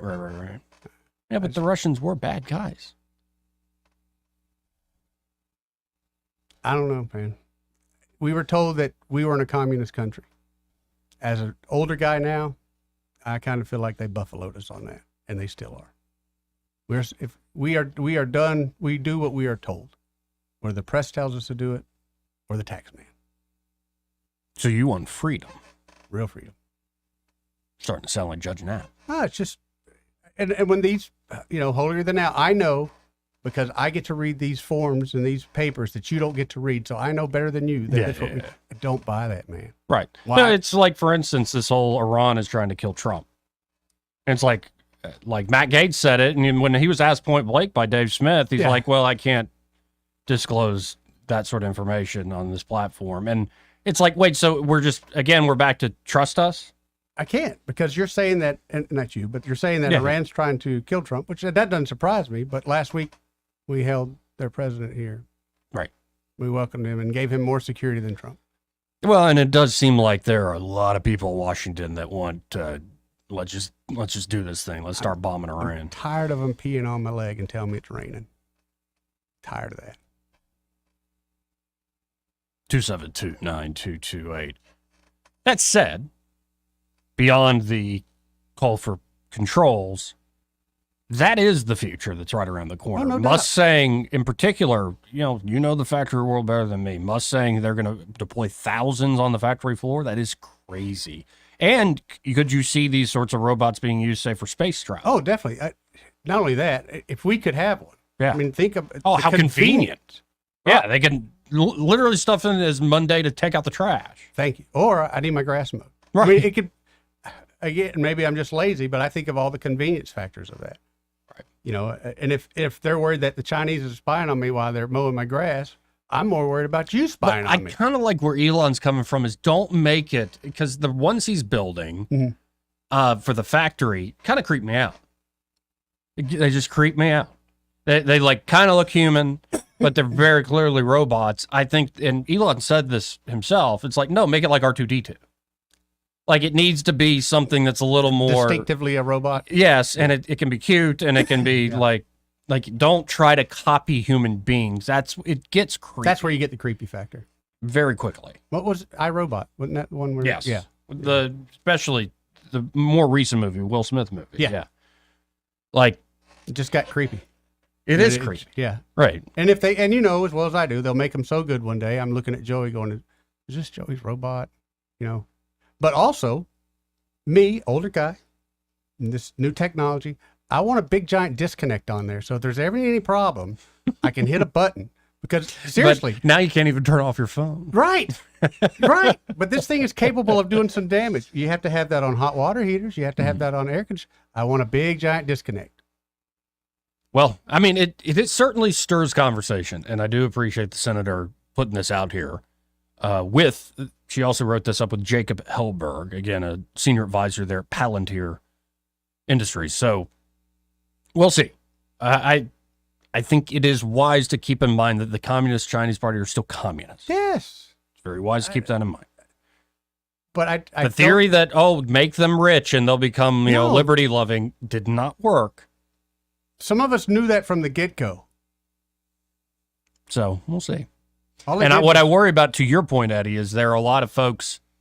It's the argument Bill Buckley made in the 80s or earlier than that, at the beginning of the Cold War in the 60s, is that we need a Leviathan state at home to fight their Leviathan state. So, and in fact, I think there are books about Khrushchev visiting the States, and he's disappointed because he thought it would be like capitalists that he would get Truly to see future land, and everybody is we got a mixed system, and we kind of control it. And he was like, what? And so maybe you have folks in Washington right now because of what China is. Look at how China controls, for instance, social media. But we're not China. Right. We are what I thought was the opposite of China. We are a free nation full of free people. Right. I hate when they go, look what they do in Europe. Yeah, they're schmucks. If it wasn't for us, they'd be all speaking German. Don't compare us to them. We're different. What do you mean us? The United States. Yeah, but like me and you? My grandfather. Okay, your grandfather. If it wasn't my grandfather, it would have been me. I Hell agree. yeah, it'd be me. You know the old Doug Stanhope routine. It's like, no, we were drunk in the McDonald's drive-thru last night. I did not go to McDonald's. We were not in the Battle of the Bulge. I was at Burger King. And I am fighting the Battle of the Bulge. This part of the program brought to you by River Region Contracting. And they're at River Region Contracting, Todd Clark and his team. Well, they're ready to help you with that. A roof of yours could be an asphalt or a metal roof. Either needs regular inspection. And here's the great news. When you work with River Region Contracting, their inspections are always free. That's right, Joey. And if they find an issue, that estimate's going to be free to write up that estimate. And accurate, yes. And they show up on time, right? Very professional. And they don't leave a mess. They actually do the job well. Very professional. And they're not like, oh, hey, kid, leave me alone. You're bothering me. They were, like with the situation I've been in, they've actually taken the time to explain exactly what they saw on the roof. And instead of me getting up there, they took photos so I didn't have to get up there and look. There you go. So check them out today. Not only are the inspections free and estimates free, they're also insurance specialists, so they can help you with the insurance claims process, make it swift and easy.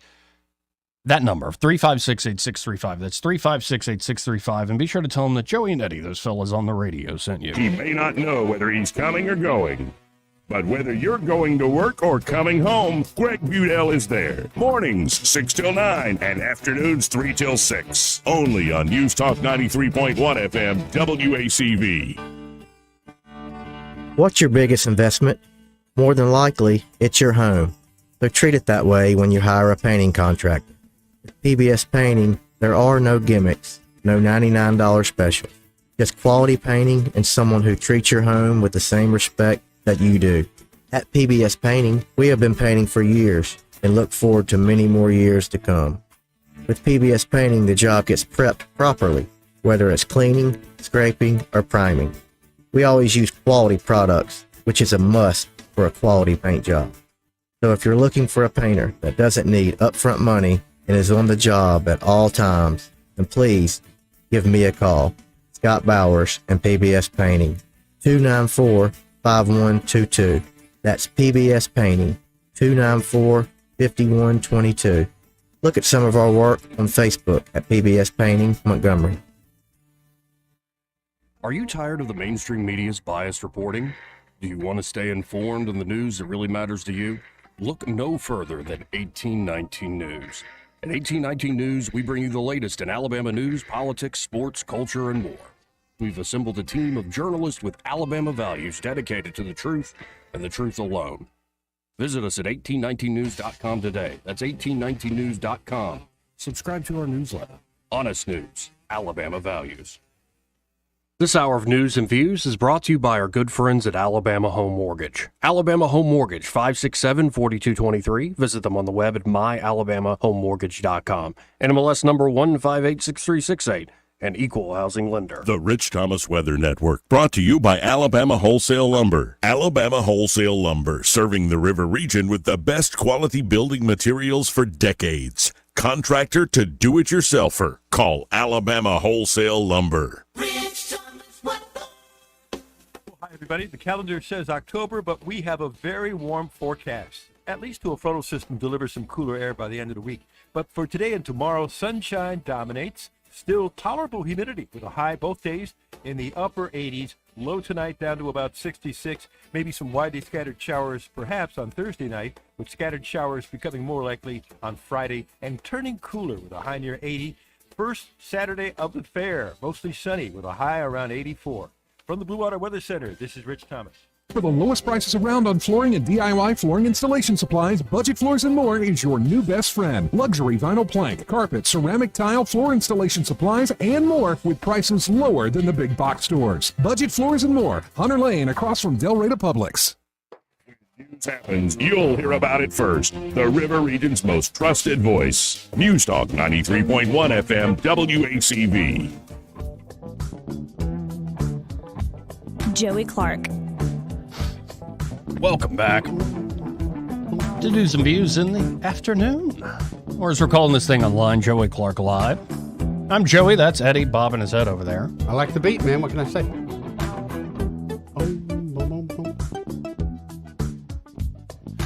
Let's go right to the phones and talk to David. Hey, David, how you doing? Did we not learn anything from iRobot? And by that, I mean the Ellen Parsons project, Oh, that's Eye right. in the Sky. That's right. I forgot all about that. Good tie-in, David. On the Eye in the Sky, looking at you, I can steal you blind. Yep. Oh, man. And to Bogart off of General Burpelson and Dr. Strangelove, Mr. President, we cannot have an iRobot gap.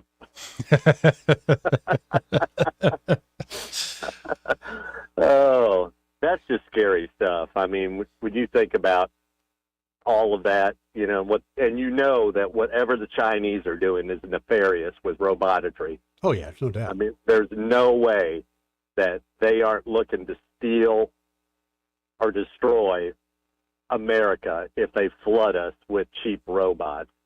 I mean, they will gather every ounce of information they can on us. But they already are. Probably. David, yeah, I mean, they are. That's what kills me. They already are. And this whole conversation makes me watch Blade Runner. Well, we all know that. We all accept that our phones and everybody's listening to us, but there ain't a damn thing we can do about it. Mm. I know. That's so frustrating. Yeah, I tell you what's creepy, too. Have you guys seen the new iPhone commercials with the AI girl? No, I haven't. You haven't seen those yet? No. Wait, is it the girls like, wait, who's that guy I met the other day? Yeah. Oh, yeah, I've seen those. Oh. That is creepy, especially, she sees the guy at the party. Oh, what's the name of that guy? And then she gets on her phone. Who was the guy I met, like 2 months ago at a party? And Siri tells her who it is. And I'm like, I look at my wife, and she's looking at me, and I'm like, that is just creepy. Yeah, well, it's not good. Then add to this where Neuralink is going. Can you imagine whenever you want it, you could tap into essentially an AI assistant all the time? Yeah, you would have an incredible advantage over other people. I would be 500 pounds. You would be? I would be 500. Why? I would do nothing except tell my AI stuff to do. And go get me something to eat while you're out. No, it's in your brain. Like it assesses situations. It's like a third layer of your brain you can tap into. So I could automatically phone like Domino's. Yes. Yeah. There you go. Eddie, you know how they get you the sauces. Thank you. Eddie, that's what I like about you. You're honest to a fault. Oh, yeah. There's no doubt about that. So anyway, you guys have a good one. Appreciate it, David. Let's go to Jerry. Hey, Jerry. Hey, good afternoon, guys. I just want to get my 2 cents worth in. I work at a major manufacturing company here in Montgomery, and if I had to work alongside a robot, and that thing showed me up, I might want to take a ball bat to it. Of course, that would give them a reason to fire me. So yeah. But in all honesty, I guess when I think about this, the company I work for, I guess it was probably last year, bought an AI company. And the whole reason, according to one of my supervisors, was that they plan on one of the areas, I'm trying not to give away too much information here, in one of the areas, their plan is to have it robotic. Yeah. Which does away with a lot of jobs. Yeah, it does. So where I usually agree with most, if not all of what you guys say, I don't know that I agree with getting a lot of robot workers over here, whether it comes from China or Bangladesh or wherever they come from. Well, I don't like that idea. It sounds creepy to me. Well, not only that, the state would suffer because there's a tax you're not collecting. And California's having that issue now because they're not collecting gas tax near as much. And I'm bringing this up now. Number one, Senator Brett writes the op-ed, but number two, I think it is, for better or for worse, a future that is coming. And people like yourself, Jerry, need to know that it's coming so we can get ahead of this thing before it gets out of hand. We'll see. Well, if we're having to pay for health insurance for illegals, are we going to have to pay for repairs on the robot? Good point. Or at least the warranty. I don't know, guys.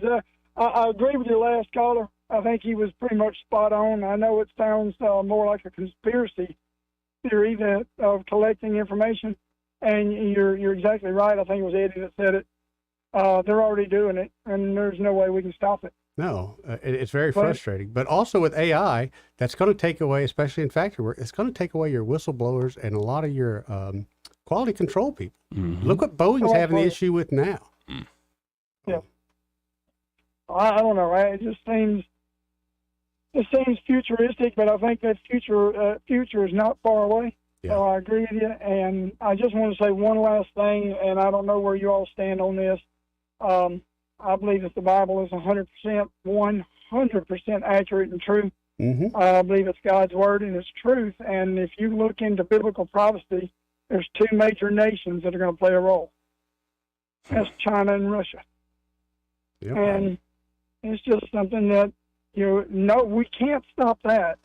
Because if God's already said it, it's going to happen. But I know that's probably stretching it, I guess you would say. But I think it's truth. And as far as what China's doing, anything they do whereby it affects America just bothers me. It should. Well, here. I appreciate the call, Jerry. Really do. Thanks, Jerry. Yes, sir. Thank you. 272-9. It's something I don't understand because other countries do this. If we don't want, say, China or whoever's product in here, why don't we put forth an effort to discount the ones that if you want an American product sold, then make it affordable for them. If it's their labor, there's got to be tax incentives in there. There's no doubt. Well, for instance, Trump's talked about creating like whole new cities and stuff. Yeah. What if you, especially with somebody like a Musk, or there are plenty of other businesses like they named in that op-ed, you create like entire towns that are essentially free reign, free economic zones. Like you want to go invest in here, like no taxes. And see that, make it into the Wild West where you got it would be free reign. It'd be great, but how long do you think that lasts for? Some local government of some side, some HOA, somebody's got to get in there. Well, no, that's why, Trump's idea is they asked Vance about it. You go to federal land that's not national parks, but it's not being used. Federal land just last night. Yeah. And you just go. That's a good idea. Well, you're like, well, how's that possible? I think that's literally how the Manhattan Project happened. Yeah, I mean, there's a lot you can do when That always put your cracks mind me to up when people go, well, I don't understand how that happened. It's already happened. We can literally just turn a few pages back in history and go, here we go. And I think that is one of the best arguments against hardcore libertarianism is the Manhattan Project. It's guys. What'd you? It's the most successful science project in world history, and it was funded by the government. Pretty top down. No, and this is the thing. There's a lot of aspects of the government that suck, are the sort of legacy bureaucracies that are hampering people more than they're helping. Yeah. But if you put very smart people in charge and you give them the power and authority to go do a thing to where it's like a startup, people can accomplish a heck of a lot more than we have come to expect. Agreed. So how do we keep putting the not so smart ones in charge? I just don't get it. And then when we have a business leader that wants in there, we always say, we want more of a politician. No, I want a business guy. Now, would you want a robot that's kind of like a smart ass? Oh, you know me, of course. Or a little sad too, like morose? Yeah, just to match me, yeah. Right. Yep. Hi, how you doing? Yep. What do you want today? It gives you a little talk back, I want that. Right. I like that in a woman. Why wouldn't I want that in a robot, too? Everybody likes a little spicy talk back now and again. This is part of the program. Moving on from that, brought to you by All Pro Heating, Air, and Electrical. And there at All Pro Heating, Air, and Electrical, they are ready to help you if you need a checkup on that HVAC system. Yep. Getting that time of the year where you're running both the heat and the AC. Right around the corner, Bubba. And, of course, they can do a look over of your electrical system. And as we've seen high-profile ways on the news, if you have power out for weeks, it helps to have a generator. And they're at All Pro. They specialize at installing Generac generators, and they offer financing with approved credit, of course. And this, keeps the lights on. You never know when it's going to happen, especially if you live in the county. That's right. Or it might take a little while to get the power back on. Have a Generac generator. All Pro Heating, Air, and Electrical can install that for you today. Call them up today. 301-1961. That's 301-1961.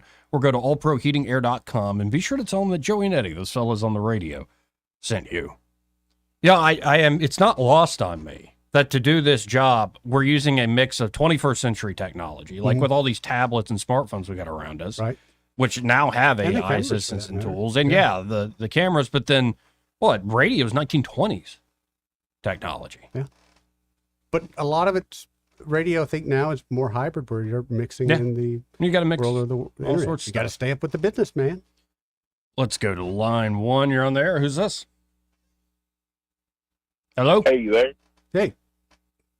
Hey, it's Elston from Huntsville, Alabama. Hey, how are you doing, sir? Hey, I'm doing good. Hey, I just want to make a couple comments. I worked for the UAW for about 22 years in maintenance, and this robotics idea is old news, man.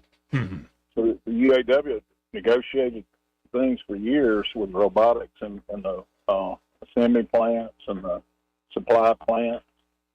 And when I worked in Huntsville for years and years, we contracted a lot of robotics for Hirata Corporation, which was a Japanese company. So, I mean, we don't have to get all this from China. Right. Japan is somewhat an ally of ours, you know. Right. So, but it's kind of old news. I just really think the unions, they're just going to have to negotiate some things like what you mentioned earlier about when somebody retires, you know, maybe a roboticized.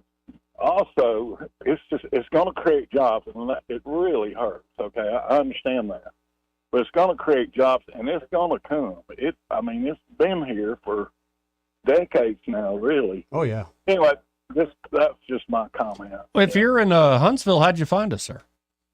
I'm here with my wife. She works a contract for the state, and I just happen to be down here with her a month. I drive her down here sometimes. And a month ago, I drove her down here, and I was going through looking for a conservative radio station, and I found you guys. It was like I heard James Dobson when we started to leave. I was like, wow, this is a good radio station. So anyway, I like it. I really like what I'm hearing, but that's just my comments about robotics. Man, it's been here for a lot of these plants. Yep.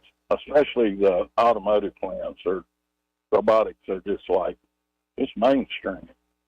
Well, I appreciate the call, and if even out of town you want to check us out, you can just Joey Clark Live on YouTube, or we're streaming this thing. Maybe Tune In Radio. Are y'all on Tune In? I believe so. Yes, sir. Yeah. Yeah. All right. Thank you, guys. Enjoy it. Thank you, sir. 272-9228. Let's go to line 3. You're on there. Who's this? Hey, I'm all right. This is Urbanite. Hey, Urbanite. I just wanted to laugh about how you guys are upset about those cute little robots. I'm not too upset by it. Well, I mean, I would personally hope we aim for something like the Terminator and they augment them into our regular Marine unit. I kind of figure that's going to happen anyway. I don't know if probably you sure have seen it, but they already have the skeleton robots that you just step into. And right. Yeah. Oh, right. Yeah, that Tesla robot is too real to be believed. And sometimes I think that's just ad-lib. But I know the Honda robot. Yeah. I've seen it run and jump. Yep. It is the wildest thing in the world, watching a machine that can actually run and jump and skip rope. It doesn't. It takes your mind a second, because I saw the video too. It takes your mind a second to process what you're seeing. Well, the thing is, we have Bluetooth now. The only thing is that has to take inputs from a person or a coder has to put all that in there. But at some point, we know it can self-code itself, or there could be a central computer that would self-code them. But that thing is good enough to walk up steps and everything. So why can't it be a dock worker or do some other dangerous No, I job? think it could do anything, and I think Or be the first line in a fire, like the fire department. Exactly. That'd be your first line in the fire department is to go get people. I mean, well, there was one in California where they sent the dog in, the robotic dog, and the guy just opened the door and grabbed the dog and brought him in the house. I think that's what was supposed to happen. By the way, the movie I told Joey, remember the movie I told you about called Silent Running? Mm-hmm. It's one of those, you remember how like movies like Clockwork Orange and Soylent Green was so close to the way we are now? This one, I think, nails it better because Bruce Stern plays a botanist, like horticulturalist, who's assigned to work on the space forest. We've decided to cultivate the forest out in space because the planet had gotten so polluted. Mm-hmm. And when the corporation decided they didn't want to pay for it anymore, they decided to blow it up. And he didn't want to blow it up. So that meant that the space police came after him. Okay. And he and his little robots had to defend the space station he was on. The last one. Now, life does tend to imitate the art we make, and it's going that direction. Yeah. It is. But anyway, you and I both know hacking is our biggest problem when it comes to coding. Mm-hmm. And that thing that the Chinese are getting better at than we are, which is I can't think of the name of it now. You know where you're dealing in numbers that like fractals and stuff, and the coding is in the millions and trillions. So like with Bitcoin. Yeah. Mm-hmm. Yeah, that's gonna be our problem. Is how well the system can be hacked, and then once it's hacked, what the person can do with it. Well, that's kind of the genius of the Bitcoin system. That it right now can't be hacked. It's kind of one of your highest standards. There's other ways early on somebody could have taken over the whole network, had all the processing power on the network, and we're way past those days. The question is, does somebody come up actually have a huge breakthrough with quantum computing? And not just Bitcoin, every major encrypted information system will then be vulnerable. And so people are already talking about, like we've had Arthur Herman on, needing to essentially wrap our encryption in quantum protection. You're right. I think that's the scariest part. And then cyber warfare, man, that could precipitate something like nuclear war when you don't know where it's coming from. Quantum computing is what I was thinking about. And actually, I think one of the Alabama companies make the circuit boards made out of graphite. I think that's one of the companies that's in this area now, or even Huntsville or somewhere. Well, they found that huge graphite deposit just to the north of us. Yep. I noticed you didn't say anything about Vance and how he screwed the momentum up at the beginning of the debate, introducing himself. Well, we're going to get to it. We just got talking about a bunch of other stuff. We'll do it in the last hour. Oh, okay. Well, I appreciate it, Urbanite. See you, Urbanite. Oh, by the way, you think an AI could do your job? My job? Yeah.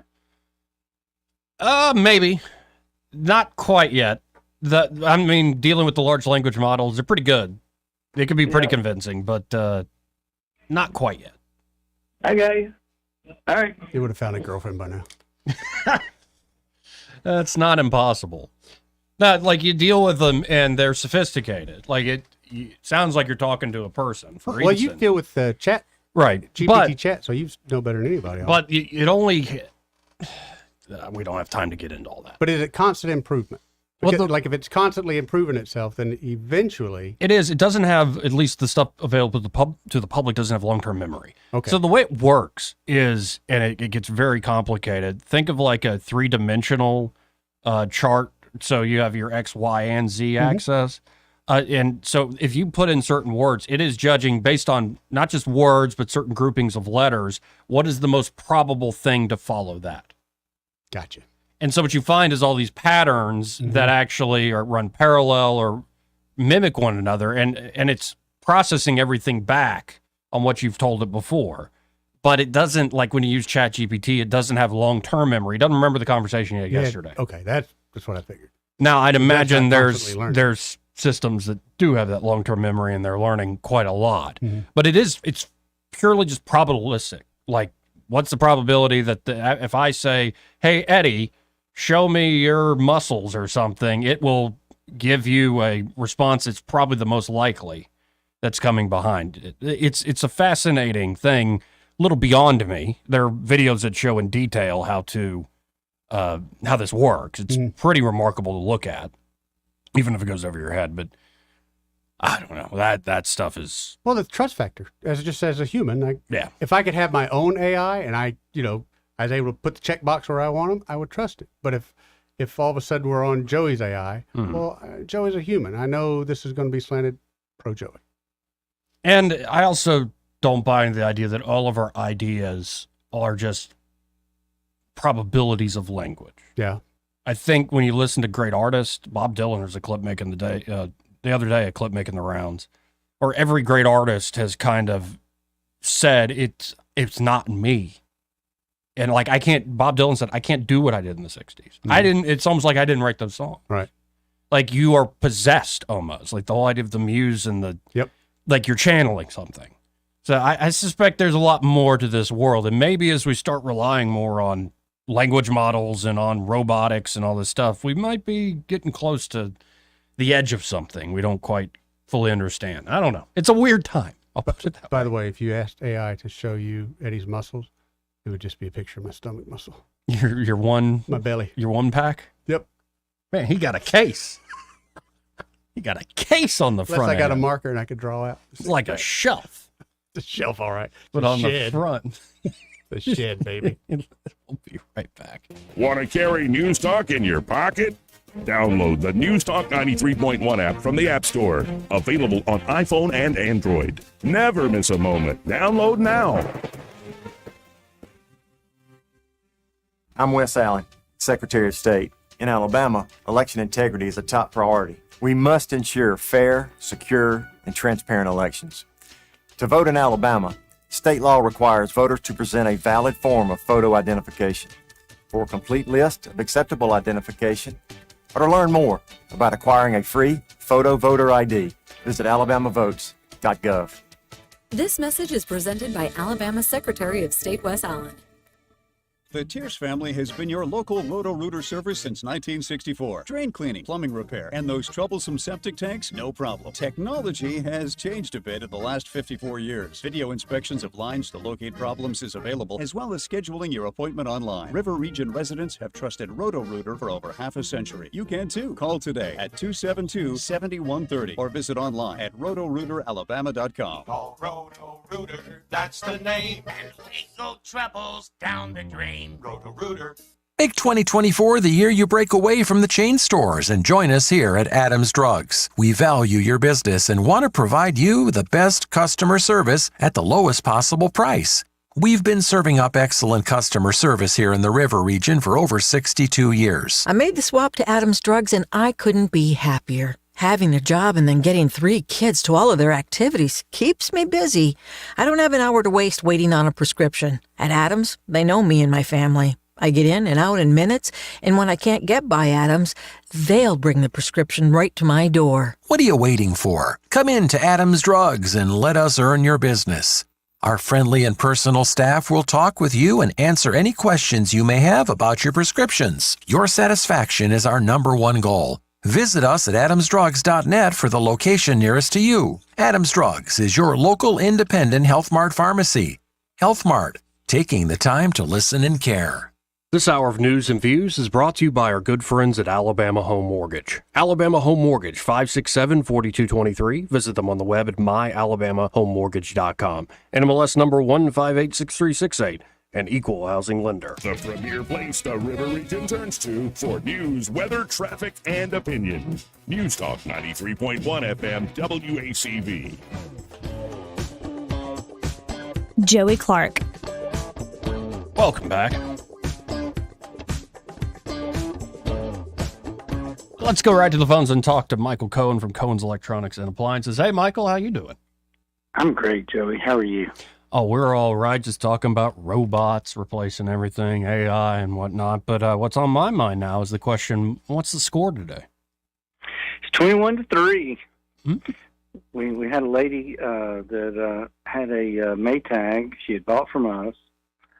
She had bought an extended warranty after the fact from someone else that we don't do business with. Mm-hmm. And before it's over with, she just kind of decided that she'd had enough of that, and she went and got her a Speed Queen. And not only did she get a Speed Queen, but she also brought her son in. He bought a Speed Queen. So we got hers delivered the next day, and the son needed us to wait a week before we came and did his. So anyway, it's all good. We also got that Sony 98-inch mounted in our little football area of the store. Nice. And as soon as Michael Jacks gets another 10 minutes here or there, we're going to get him to put the 98-inch Samsung up in the green room.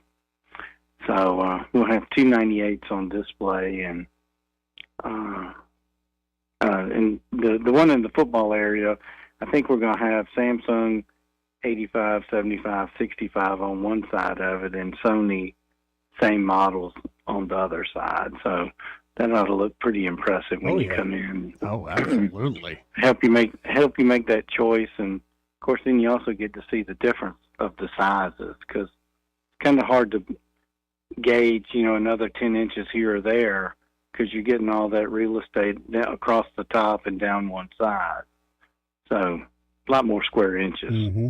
Yeah, it's pretty great to go see this stuff in person and then keep walking and get to the appliance side of the store. Great products, and then the service is second to none, folks. So y'all check out Cohen's today. ThinkCohens.com is where you can shop from home, but you got to stop by. 2515 Eastern Boulevard here in Montgomery. They're open 9 to 6 Monday through Friday, 9 to 4 on Saturdays. And be sure to find Michael or one of the team members. At least tell them that, hey, we heard Michael on that radio show with Joey and Eddie. That radio show. All right. Thank you, y'all. Michael. Have a great day. You too, buddy. 272-9228. Something tells me he's heard that before. That radio show. That radio show. No, we like to keep it casual here. It's not like, say the promo code. You know what I mean? Yeah, those dopes, Joey and Eddie. The funniest was like when yesterday, I think Madeline was trying to give us an idea, and we're both like, who's going to do it? We're both dudes. Right. This is what we do.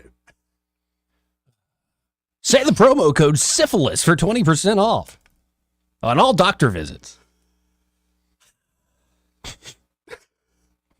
Your life really is a dark comedy. Told you, man. You want to share that? We don't have to do it right now, but you want to share that thing you shared with me? No, the other day? I think there's a writer out there that I'm probably inspired. So yesterday. Maybe we're already. Yeah. Yesterday, amongst all the doctor BS I was dealing with, I was driving my wife's little convertible, and somebody had a cushion that flew out of their truck. So it was in the middle of the road. Well, my car sits low. I'm kind of stuck. I had to take it. Somebody stop and go, hey, you're on fire. No, Joey, within You look about good, a minute too. of me having that cushion trapped under my car, I could smell there's a fire going on here somewhere. So I pulled over the road, side of the road. Traffic's going by. I get on my hands and knees. I'm crawling under the car. It's so fat that it's pinned, and it is melting to the exhaust system of the car. So, crap, I'm on 231, so I got to go to a parking lot, get up on a curb, park the car on a curb, get under, burn the crap out of my hand again, get the thing off there. It's still smoldering. There's no dumpster around, so all I could do was I left it in the middle of the parking lot smoldering. And then as I drove away, you could smell my car. People were like, it smells like your car's burning. I'm like, yeah, there's... And then once that crisis is averted, it's like, shingles. Oh, no, that was in the middle of it. It did take my mind off my pain for a few minutes.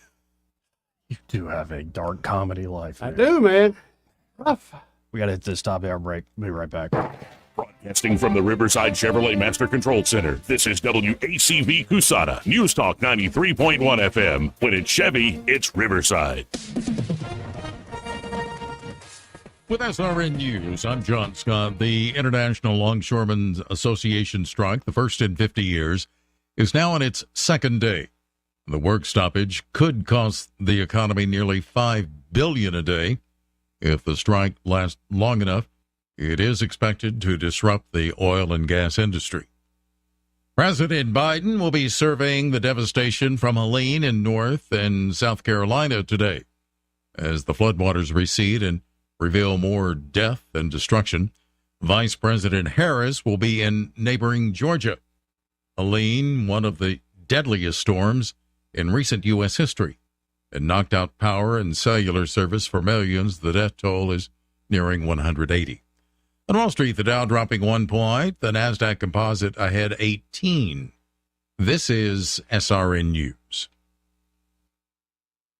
Wesley Financial Group is not a law firm. If you own a timeshare, don't miss this public service announcement from Chuck McDowell, founder of Wesley Financial Group. If you receive an unsolicited phone call or mail piece to discuss selling, renting, or especially canceling your timeshare, don't fall for it. If you really want out of your timeshare, hang the phone up immediately or throw that mail piece in the trash and contact your timeshare resort or Wesley Financial Group for assistance with your timeshare. As the only Inc. 500 timeshare cancellation company, our knowledge, experience, and results has made Wesley a trusted resource for over 40,000 families we've helped get out of their timeshare. Give us a call and I'll send you our timeshare exit information kit free with the straight facts about your timeshare and all of your options for cancellation. Call for your free info kit. 800-885-3333. That's 800-885-3333. 800-885-3333. Rich Thomas Weather, a service of Wiley Sanders Truck Lines, where dump truck drivers are in demand. Wiley Sanders is on the grow. We need dump truck drivers now. Call 855-77-9785. Rich Thomas Weather. Well, hi, everybody. The calendar says October, but we have a very warm forecast. At least till a frontal system delivers some cooler air by the end of the week. But for today and tomorrow, sunshine dominates. Still tolerable humidity with a high both days in the upper 80s. Low tonight down to about 66. Maybe some widely scattered showers perhaps on Thursday night, with scattered showers becoming more likely on Friday and turning cooler with a high near 80. First Saturday of the fair, mostly sunny with a high around 84. From the Blue Water Weather Center, this is Rich Thomas. Web Bobo with Capital Tractor. Soon we'll be moving to a brand new location in Montgomery. During our big moving sale, get a great deal on a Kubota with 0% APR up to 84 months with approved credit. Now through September 30th, 2024. See Capital Tractor in Montgomery or go to KubotaUSA.com for more details. 1819 News. A new state law is now in effect that bans the use of artificial intelligence to create child pornography. The Alabama Child Protection Act was passed earlier this year with a unanimous vote within the state legislature. The state law now addresses new technology of AI in creating images or videos that could use the face or identity of an actual living person. There will now be a felony charge associated with any kind of AI used to create this type of child pornography. Those who are victimized by the method also have legal recourse in filing lawsuits against the offenders. I'll be back with more Alabama stories after this. Covenant Rescue Group seeks to directly support organizations and agencies that are fighting the global battle against human trafficking. They do this through funding, procuring, and advocating. You can go to covenantrescue.org for further details. They need your donations, guys. Hop on and donate. I'm Andrea Tice. The mayor of Montgomery no longer has an online profile at a talent agency. Mayor Stephen Reed booked for speaking engagements through the All-American Entertainment website. The mayor is accepting $10,000 to $20,000 for these speaking engagements that also involve travel outside of the city. 1819 News first reported on this issue after seeking to obtain the calendar and travel expense documents involving Mayor Reed, since he was out of town doing one of these speaking engagements at the very same time that a mass shooting occurred in his city, Montgomery. 1819 News has since been stonewalled in getting these documents from the city and even told to pay $9,000 to complete the public records request.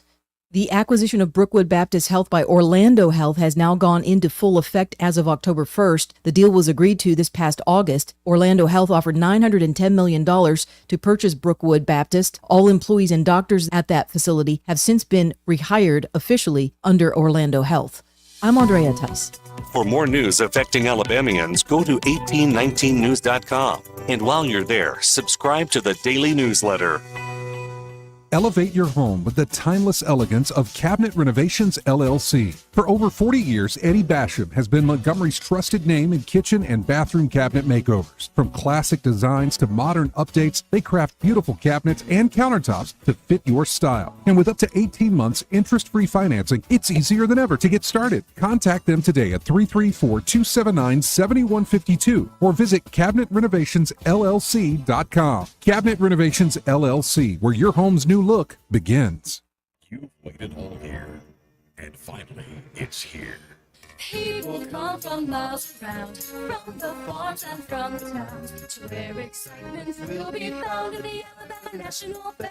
It's opening Friday, October 4th, and get in for $1 when you bring a non-perishable food item for the food bank. But the fun doesn't stop there. All rides will only be $1 each. $1 to get in, $1 to ride. That means you can come back a second time and experience all the fair has to offer. Opening weekend also brings you in concert Drew Hill, Saturday night at 7 p.m. Presented by Hyundai Motor Manufacturing of Alabama. Get there early for a great seat. This year's fair has 2 Mondays. That means 2 school days where everybody gets in for only $10. Don't miss it. Dollar Night, Friday night, October the 4th, opening night. And all the rides will be $1. Your wait is finally over. Join us at Garrett Coliseum for the great food, the fun, the rides, the agricultural exhibits, and all the free shows. It's the best 11 days of fall. The views and opinions of the following program are solely those of the host and other contributors. These do not necessarily represent those of Liberty Acquisitions 825, Blue Water Broadcasting, its management, staff, or any advertisers.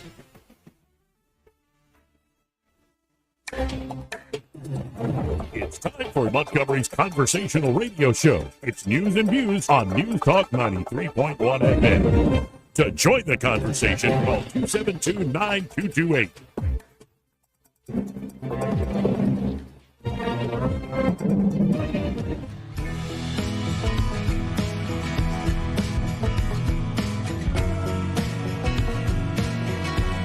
You want free speech?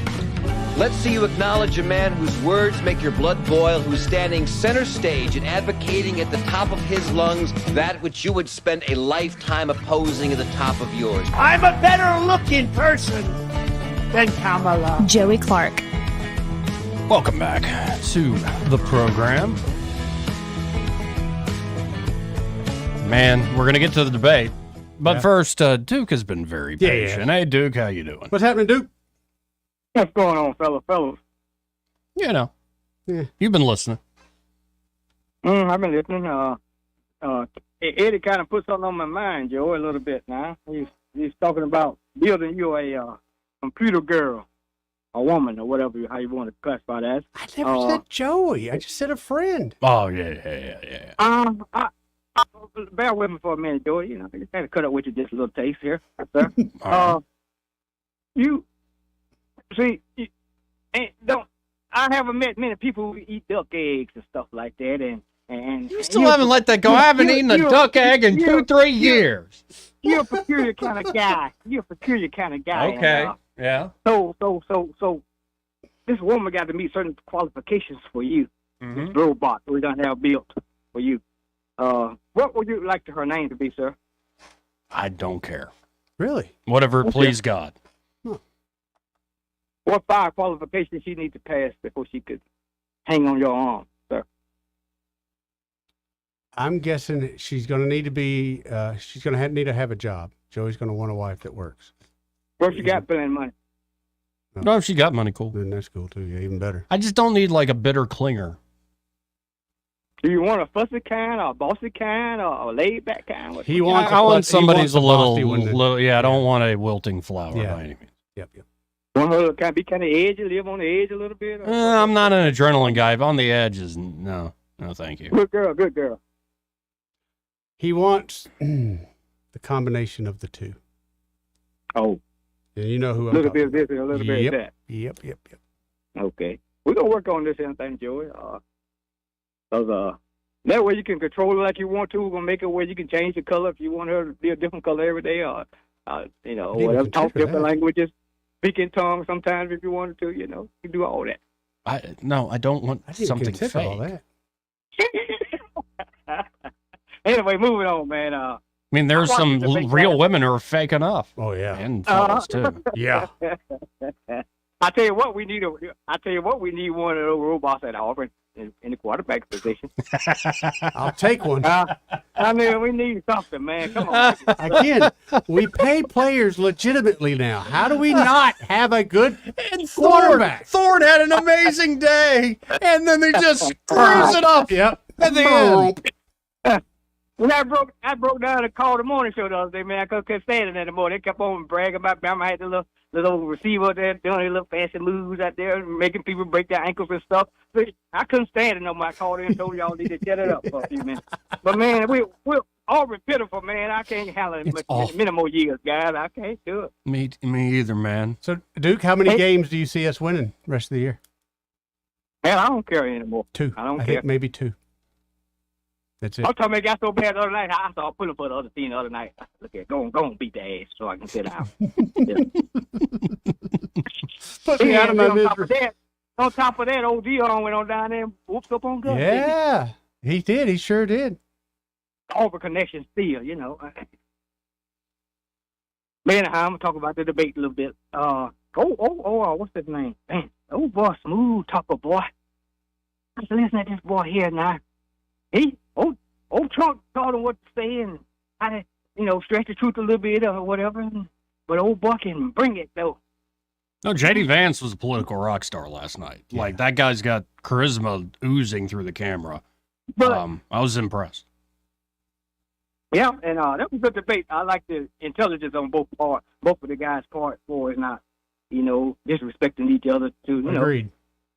Right, and talked right after the debate, right on the stage, they talked to each other. So I like that. Well, and You know? Trump, I think, said something to the effect after he picked Vance, and I hadn't seen it. Like I've known of Vance. He's been doing like the conservative think tank circuit. He's been around since he wrote that book, Hillbilly Elegy. But I'd never really seen it. But Trump, after he picked him, goes, "And what a good-looking son of a bitch this guy is." And last night, I kind of saw it. I'm like, okay, this guy. He looked dolly last Like night. without saying a word, he looked very confident. Yeah. Now, George, let's not get out of hand with this thing here. Now, you know, he wasn't saying anything. Okay, he was saying. I mean, he was telling a belly full of lies, like his boss told him to go do. Okay, so. What belly full of lies? Name one. Yeah, give me one. All of them. The ones that he said. All of them. Now, Yeah. how smooth. I'm finna tell you the one that he told. He was smooth with it. Now, that's where I say he's smooth. But this boy sat there and said when they hit him on the Obamacare a little bit, he said, yes, we took the Obamacare, you know, we polished it up a little bit with a little matte clear, you know, and, you know, put a little few screws I thought was kind of wiggle or loose at the top there. We did all that. So he was smooth when he said that, but at the end of the day, he only have a concept about health insurance. Oh, give me a break, man. You know, Did you not hear our conversation with Congressman Palmer? Oh, yeah, very true. There's plenty of, when they say concepts, yes, there's plenty of ideas ready to go in the hopper in the Congress. And J.D. Vance could probably talk to you and bore you to death about it for hours. Right. But what got Trump in a hole about the health care, which he can't dig out of, when he first stepped on the stage back in 2016, he been working on it, almost there. And now he only have a concept, so he got to prove. It's kind of explaining that to us right now. Mm-hmm. Okay? But otherwise, it was a good debate, okay? I'm going to give him credit. It was a great one, and old boy did good. Wow. Now, Trump owes us one now. Y'all know Trump owes us one because his boy showed him up last night. He can't let his boy do him. Trump can't sit there like that little puppy in the cage and let the big dog scare him. He got to bark outside the fence. Come on, Trump. I think give us Trump one was more, man. very Come on, happy. give us one more In time. fact, his comments kind of showed how thrilled he was with. Well, and didn't he tweet something early on? Tampon Tim looks very nervous. He's shaking. As the debate was going on, he was putting things out there. No, boy Tim. Now he was a little scared at first. He got was, cranked up a little man. bit. Come But out and said it. Oh boy. Hey, Oh, by the smooth way, boy, before I let you go, stand down a little Duke, bit, though. before I let you go, Duke, I what did you know- think of the two women? Oh yeah, the moderators. The women up there. Mm. I tell you what, boy, Joey. I'm a married man, boy. I almost stepped to say something, boy. My wife, she might be listening, but y'all quiet. Y'all want me to say it too, don't you? What'd you think of them? Those two ladies that were moderating it. Oh, they was all right. See, I Yeah, was I mean, how they thinking look. of that song in South Park about Kyle's mom. Intelligence or how they look? What was you asking me? Well, how'd they do? How they comported themselves, how they behave. I guess they did like the rest of them, you know. I don't know. Well, they violated their own rules. What I twice. wouldn't allow if I was one of those moderators. I wouldn't do this right here. When I ask you my question, I'm gonna halt you right there and say, "Oh, you answer this question right now." They ain't going to the other stuff. Well, good luck with that with They politicians. let both sides always. say Yeah, what they I mean, wanna say. that's just I politics. agree with you, but I That kind I of wish they put the dog collars on them. That's not the question. Dude, I got to run, man. Huh? I got to run. All right, run on, bud. See you, brother, man. 5 qualities, like I'm buying a TV. Come on, man. Can you give me 2? Yeah, I want peace. Peace through strength. No, like maybe. Yeah, I don't want somebody who's a wilting flower. I want peace, Right. and at the end of the day, I want somebody who sees me for me, flaws and all, not ones that are projected onto me. I'll put it that way, if that makes any sense. 272-9228. Sorry to get so serious. You asked. I asked. Hey, so here's Vance. This is how he opened things last night. There's a Twitter account called the Vigilant Fox, folks. Vigilant Fox. On X, the Vigilant Fox, and it's they do great work, great breakdown. So here's a thread. This is how Vance introduced himself to the public last night.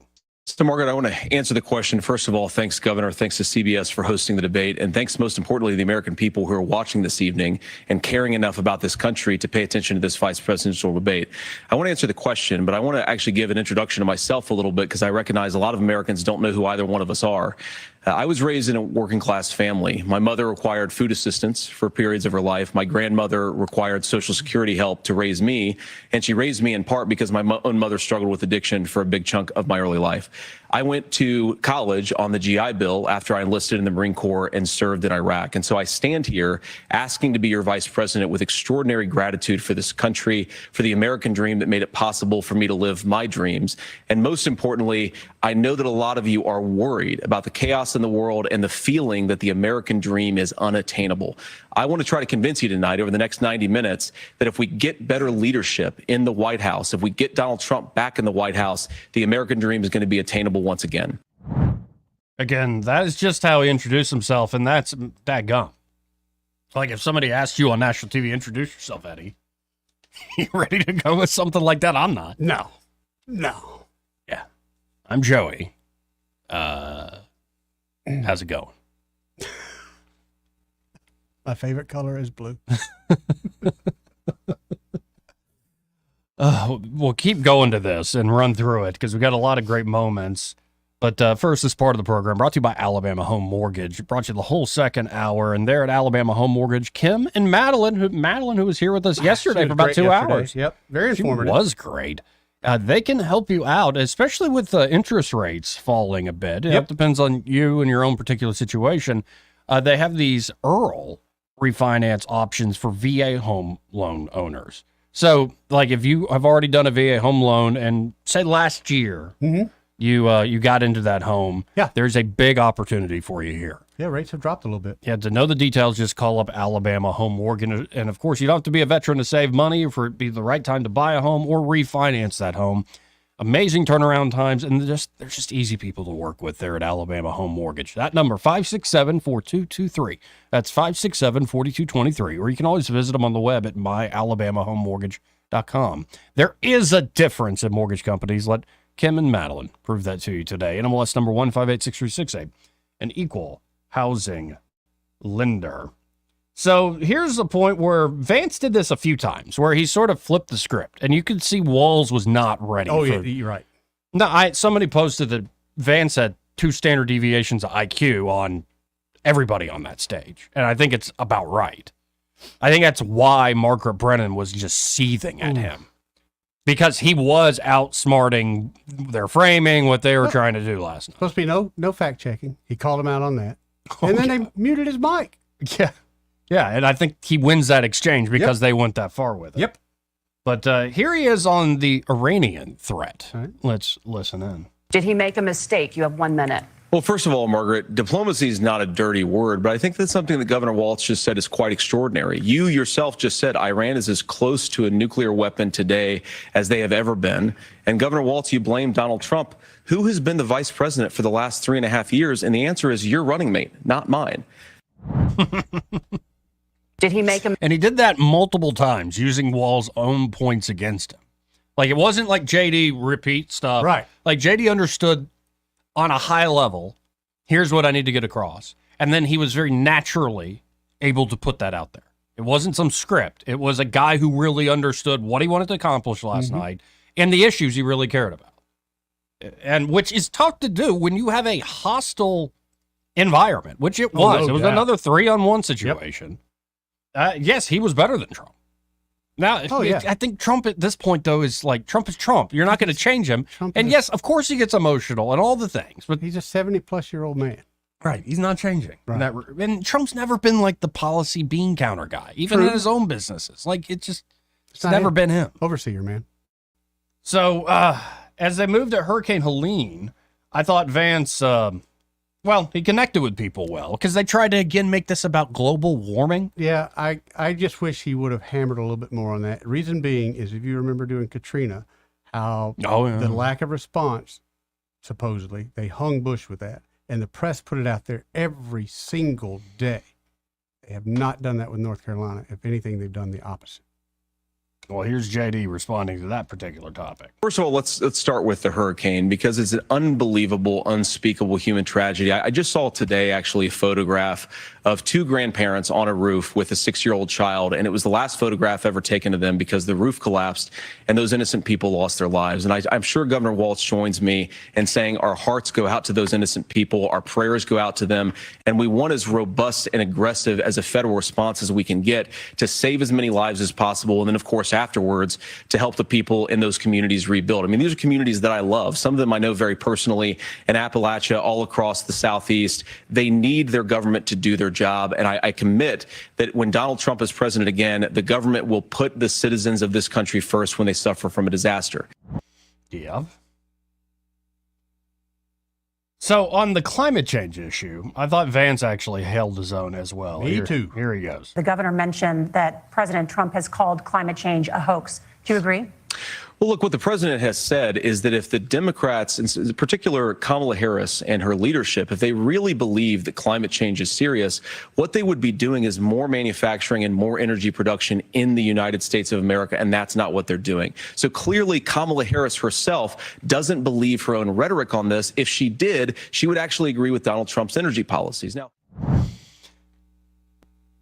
again, JD Vance, this guy is, I don't care what happens in November at this point in regards to Vance. I think this guy has a bright future because even if they lose, he's still senator of Ohio. And I think he'll be senator of Ohio as long as he wants to be senator of Ohio. But the way he's up there, Vivek's very good. I think he's better than Vivek. Yeah. And here's one of my biggest takeaways. All you establishment Republicans, especially kind of not everybody on Fox News, but sort of the corporate Republican club. Oh, Trump should have picked Nikki Haley. Why? Pick Nikki Haley. Oh. Well, after watching J.D. Vance's performance last night, man, he's beyond the policy specifics. The way he presents himself. The way he handles himself. Much more compelling. And again, it's these folks that would rather go with somebody, I think, who is, well, part of the machine, who's not that impressive, but not that offensive either. You know, the sort of the middle of the road thing. No, why don't you go for a young, competent, brilliant talent that's on the rise? Yeah. And that's what Trump saw.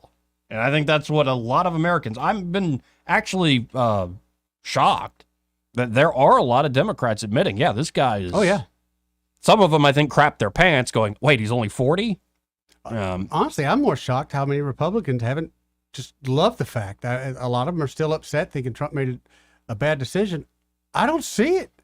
Well, and I think Vance did things that people wish Trump had done in the first debate, like, for instance, this on the border issue. Margaret, before we talk about deportations, we have to stop the bleeding. We have a historic immigration crisis because Kamala Harris started and said that she wanted to undo all of Donald Trump's border policies. 94 executive orders suspending deportations, decriminalizing illegal aliens, massively increasing the asylum fraud that exists in our system. That has opened the floodgates. And what it's meant is that a lot of fentanyl is coming into our country. I had a mother who struggled with opioid addiction and has gotten clean. I don't want people who are struggling with addiction to be deprived of their second chance because Kamala Harris let in fentanyl into our communities at record levels. So you've got to stop the bleeding. And that was one where after he says this, I was screaming at the TV, do you want to respond to the claim that she let in the fentanyl? It's like, the border's open. Right. Yeah, but it wasn't Kamala who let him in. Yes, it's this administration's policies that let this stuff happen. But how can you deny it when you just look at the numbers? Just look at the numbers. When they took office, what it was before, what it is now. And then tell me, oh, I'm not responsible for that. Right. Come on. Now, here's the key moment where they try to fact check him at the beginning of the debate. Seriously, I was thinking of that South Park song about Kyle's mom like the whole night. You're so immature. I am. But I'm honest. That's true. And it was just like, oh, and again, thank God, I wasn't the only one who saw it. There are a lot of people like, they were obnoxious, that you could feel the hatred like just flowing through them as they're asking these follow-ups. Yeah, it was not Somebody said it a while back. It's not just the questions or the comment a corporate journalist will make, or anybody interviewing anybody can do. It's also body language. Yeah. It's how you ask the question. It's like, well, that obviously wasn't true. The truth is, now let's move on. Mm-hmm. And it's sort of this dismissive, it's training people to mimic how to react emotionally to ideas, not actually consider the ideas. That's most of what they do. And they stick to a script, and often they bring in, I was having a conversation with somebody this morning, January 6th. Who watching that debate had not already made up their mind about January 6th and what happened in the 2020 election? There's nothing everyone's already made their J.D. Vance could say other than, oh, maybe we're just wrong. We lied about that. But that's not what they believe. So you would bring up, little sound bites, the things that they have run thousands of times in corporate media headlines. Oh, Trump says climate change is a hoax. The January 6th thing. Like, yes, you've already primed the pump, then you throw out the trick that you've already primed people to respond to. And that's why, again, Vance's performance here was that much more impressive, because it was not a very conducive argument, in my humble opinion, or a conducive environment to make, say, good faith arguments. You had to fight back, with everything. not just Walls. In fact, he seemed to get along with Walls better than the moderators. They seemed to get along well. Yeah, at a certain point, Walls and him were like, well, I think we could have worked together. He said, we're going to shake hands when this is over with. I mean, yeah. So here's that key moment where the moderators broke their own rules. Thank you, Governor. And just to clarify for our viewers, Springfield, Ohio does have a large number of Haitian migrants who have legal status temporarily. Haitian migrants. I'm so glad that he did break this down, though. Yes. But I think it might have turned some people off a little bit, but I'm glad that he broke it down. Here it is. Ohio does have a large number of Haitian migrants who have legal status, temporary protected status. Well, Margaret, but thank you, Senator. We have so much to get to. Margaret, I think it's important We're because going to turn now to the economy. Thank Margaret, you. the rules were that The you guys economy, weren't going to fact check, and since you're fact checking me, I think it's important to say what's actually going on.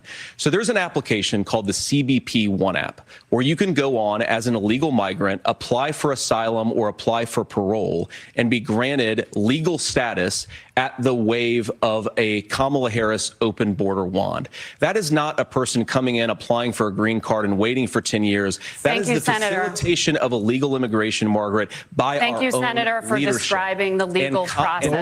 We have so much to get to, Senator. Those We have laws so have been on much. the books since 1990. Thank you, gentlemen. The we CBP want to One have app has not been on the books since 1990. And they cut off his mic. Gentlemen, the audience can't hear you because your mics are cut. We have so much we want to get to. Thank you for explaining the legal process. So, Joey. Yeah, it's like Kyle's mom is the biggest. Mm-hmm. So when I watched that part, I looked over at Susanna and I said, and that's why probably won't have a woman president for quite some time. The way that, and I know this sounds horrible, but the way those women were trying to cut the guys off, and neither one of those two guys paid them any mind. So that's here in America, where we respect women. Well, and also, there are plenty of women who can demand and respect that way without acting like these two act. That's my point. The way they acted. Yeah.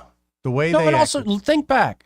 One of the debates Trump did against Biden in 2020 with Kristen Welker, of all people, at NBC. Welker did a fantastic job.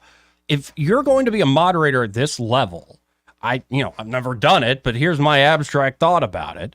You need to disappear. Right. People need to forget you were even there. That's it.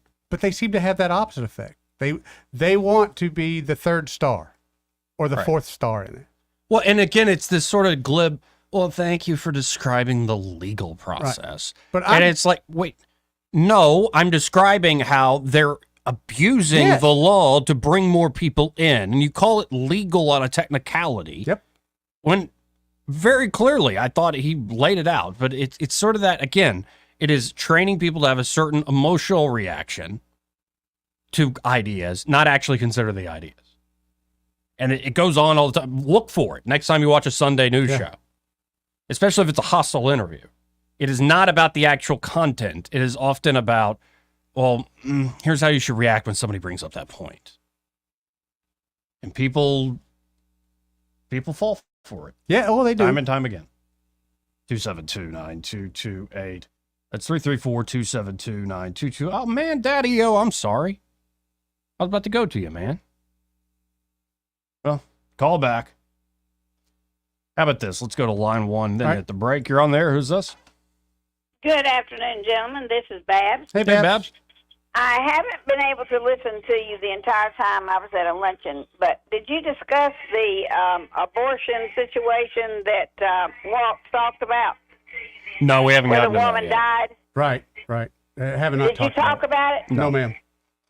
Well, the truth, they talked about it on the morning show. And the truth of that is the girl was going to have twins. And I guess J.D. wasn't up on this particular one, but she was supposed to have twins. And she waited late, and somehow or another she managed to get the one of the abortion places to send her the pills. And she took them, and she didn't go to the hospital.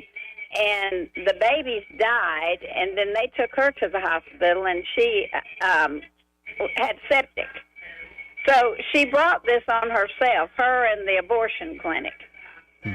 But that's the whole truth of it. That, you know, the girls there on that, I don't know if y'all listen to that or not, but it's a good show, too. Oh, yeah, no, I do when I'm in the car. No, I think the reason Vance didn't respond, because even the truth of it, it's just horrible. Right.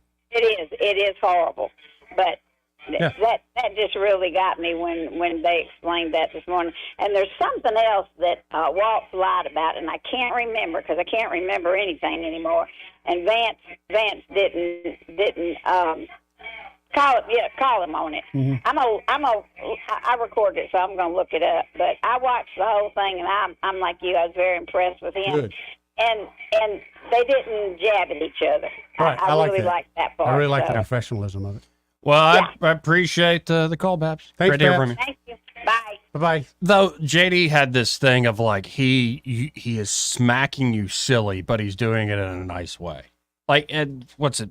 It's not even big boying. It's sort of like He wasn't boss hogging him, but he was educating him, and he wasn't right. doing it And he didn't do it in a rude way. It was just he eviscerated them with like, here's the logic. Well, for instance, I think this is one of the key moments. Here's what you won't hear is that Kamala Harris has already done it because she's been the vice president for 3.5 years. She had the opportunity to enact all of these great policies. And what she's actually done instead is drive the cost of food higher by 25%, drive the cost of housing higher by about 60%.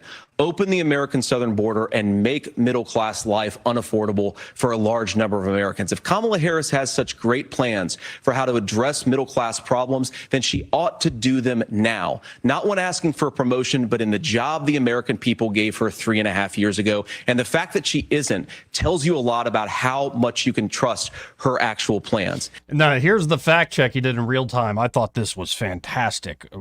Governor, you say trust the experts. But those same experts for 40 years said that if we shipped our manufacturing base off to China, we'd get cheaper goods. They lied about that. They said if we shipped our industrial base off to other countries, to Mexico and elsewhere, it would make the middle class stronger. They were wrong about that. Yep. They were wrong about the idea that if we made America less self-reliant, less productive in our own nation, that it would somehow make us better off, and they were wrong about it. And for the first time in a generation, Donald Trump had the wisdom and the courage to say to that bipartisan consensus, we're not doing it anymore. We're bringing American manufacturing back. We're unleashing American energy. We're going to make more of our own stuff. Governor, you say... I thought that was an amazing thing because he went on this whole thing about trusting the experts. And I thought that was a brilliant thing, not to attack Walls, not to even attack directly the experts, but to explain that a whole generation of smart people were wrong. Yeah. And to do it in 40 seconds is, I mean, masterclass. But to me, it's about that. It's still our medicines. We still import so much of our medicine. How much lesson did we really learn from that, from COVID? And then here is the clip, the money clip I was looking for in terms of the fact checking of Walls. Listen in. We're in agreement that we bring those home. The issue is Donald Trump is talking about it. Kamala Harris has a record, 250,000 more manufacturing jobs just out of the IRA. May I respond to that? Yes. So appreciate that. So if you notice what Governor Walz just did is he said, first of all, Donald Trump has to listen to the experts. And then when he acknowledged that the experts screwed up, he said, well, Donald Trump didn't do nearly as good of a job as the statistics that's a show gross generalization. that he did. So what Tim Walz is doing, and I honestly, Tim, I think you got a tough job here because you've got to play whack-a-mole. You've got to pretend that Donald Trump didn't deliver rising take-home pay, which of course he did. You've got to pretend that Donald Trump didn't deliver lower inflation, which of course he did. And then you simultaneously got to defend Kamala Harris's atrocious economic record, which has made gas, groceries, and housing unaffordable for American citizens. I was raised by a woman who would sometimes go into medical debt so that she could put food on the table in our household. I know what it's like to not be able to afford the things that you need to afford. We can do so much better. To all of you watching, we can get back to an America that's affordable again. We just got to get back to common sense economic principles. I hope. Brilliant.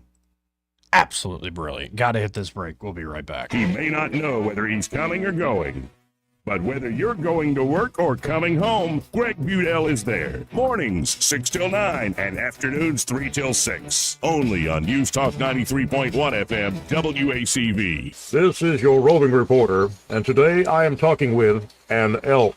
Hey man, Mr. Elk, I was just wondering, what do elk do to take care of their money? Well, like most smart folks, we call David Erdit. You mean Alabama's most favorite asset preservationist? That's him, man. We call him up at 334-279-7431 or 205-479-0839. I see. Yes, he is our preferred money man. The money man with the money plan. You've been paying attention. Well, could you give us those numbers one more time? 334-279-7431 or 205-479-0839. And I just want to try to give you a heads up, man. Oh, what's that? I'm not an elk. Not an elk, huh? Well, then, pray tell, what are you? Knights of Columbus.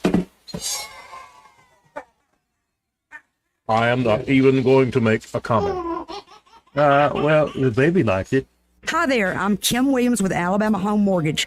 For many years, my team and I have worked diligently to provide our veterans with top-notch service, as it is our honor to serve those who have served us in the armed forces. Madeline and I are certified veteran lending specialists. Nationwide, there are over 22 million veterans that qualify to purchase a home through the VA loan program. Yet less than 2 million of them currently have a VA home loan. Many lenders do not keep up with the ever-changing guidelines and benefits of the VA loan program. They are intimidated by the program, resulting in many veterans not obtaining VA loans. This is unacceptable. The VA home loan program offers service members and veterans with 100% financing. You've already paid your down payment. If you are currently serving or have honorably discharged, we would love an opportunity to discuss how the VA program can serve you. Give Alabama Home Mortgage a call at 567-4223 or visit us online at myalabamahomemortgage.com to complete an application on your time. Thank you for your service. NMLS 1586-368, Equal Housing Lender.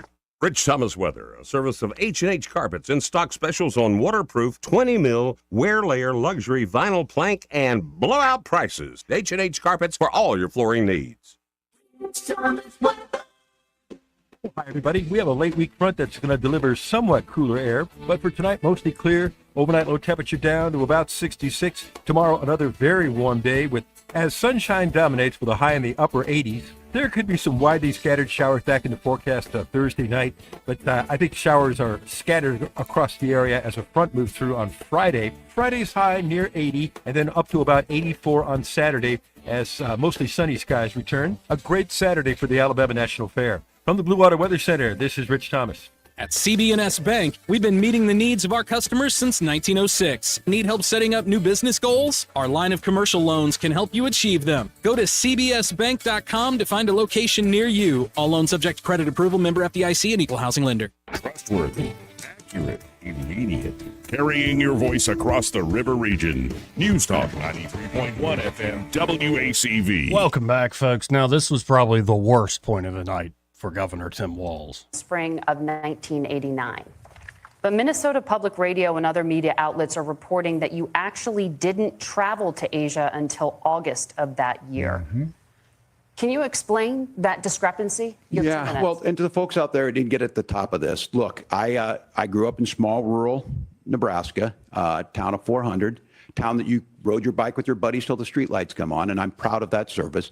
I joined the National Guard at 17, worked on family farms, and then I used the GI Bill to become a teacher, passionate about it, a young teacher.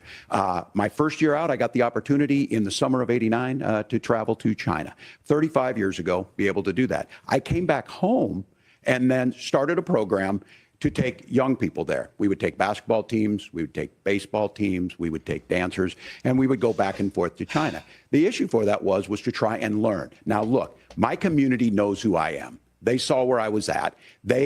Look, I will be the first to tell you, I have poured my heart into my community. I've tried to do the best I can, but I've not been perfect. And I'm a knucklehead at times, but it's always been about that. Those same people elected me to Congress for 12 years. And in Congress, I was one of the most bipartisan people, working on things like farm bills that we got done, working on veterans benefits. And then the people of Minnesota were able to elect me to governor twice.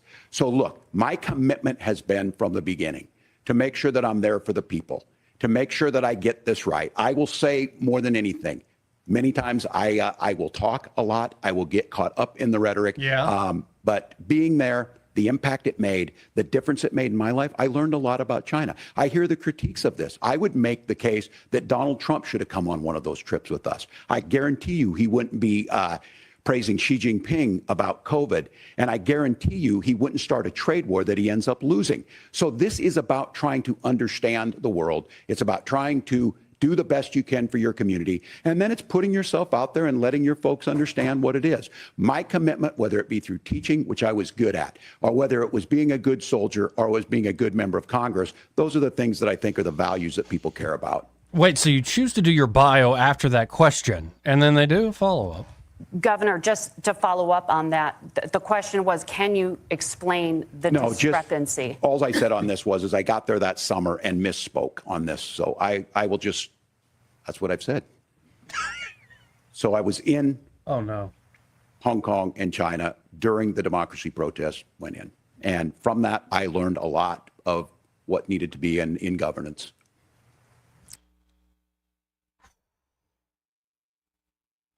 And then the other moment of saying I've become friends with school shooters. It's like, what? Yeah. Anyway, let's go to East of the Rockies. He's up first. Hey, East. Hey, look, I want to encourage you not to sell yourself short, because as far as being a moderator for debates, you do that every day on this show, man. I mean, I don't know if Eddie would agree with me, but in the abstract, I mean, here's a libertarian dealing with a bunch of conservatives and occasionally some liberal Democrats, and you're very listenable. I think that you've got a bright future ahead of you for moderating debates of all stripes. I'd love to see you on the national stage one day. Who paid you? Nobody. Eddie, Thank you. A little later on that. Okay. We'll catch up. Well, thank you, East. Yeah. Wow. Appreciate it, man. But no, seriously, you know, that's the thing. I mean, I wonder how many people have said, Joey, why didn't you lay in on this guy with either conservative or libertarian principles? And you didn't do it because you were respectfully interviewing them and giving us information about where they stood on their positions and policies. And I don't get that from the national news media. You never will. Yeah, and I think too many folks have gone too much in the direction of Morton Downey Jr. for way too long. I like information. Oh, man. That's right. Who was the mayor of Cleveland that had that show? Springer. Springer, yeah, that's right. Nobody's throwing chairs on your show, so that's a good thing. Now we have the cameras in here. Thank you, East. Thanks, East. Thank you. Bye-bye. Yeah, well, and then Tim Dillon's got a new comedy special that's like a daytime show called This Is Your Country. It just came out on Netflix. I think I'll watch tonight. I think I'm going to watch it. I want to watch. I'm excited, but I got a feeling I'm going to walk away a little bit embarrassed. Let's go to Daddy-O. Hey, Daddy-O. What's going on there, gentlemen? Daddy-O in the room for a minute. Hey, Eddie. I think I got the three things that requirements that Joey would want from his future fiance, girlfriend, wife, or whatever. First of all, she got to have all her teeth. Can't wear no bigger than a size 8 shoe, and she must be able to get in real tight with Joey's grandfather. Those are 3 definitely pluses. Yeah. I could. Man, you might have just let a tip out to some women now. The size 8 shoe requirement fascinates me. Yeah. Well, you don't ever want to see her feet and go, "Ooh, the gigantica." You don't want to have that. She got man feet. Yeah. She got them hobbit feet. You want a girl with good traction.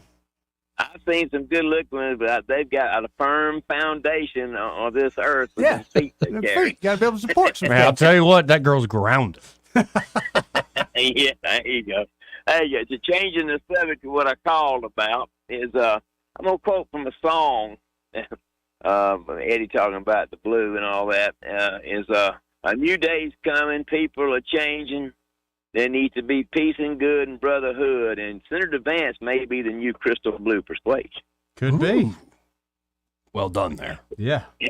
He's got the persona of a modern day John F. Kennedy to me after listening to him last night with his way of reacting to the situations and his gift of gab, and he's sharp as a new Gillette razor blade. Yes, he is. Yeah.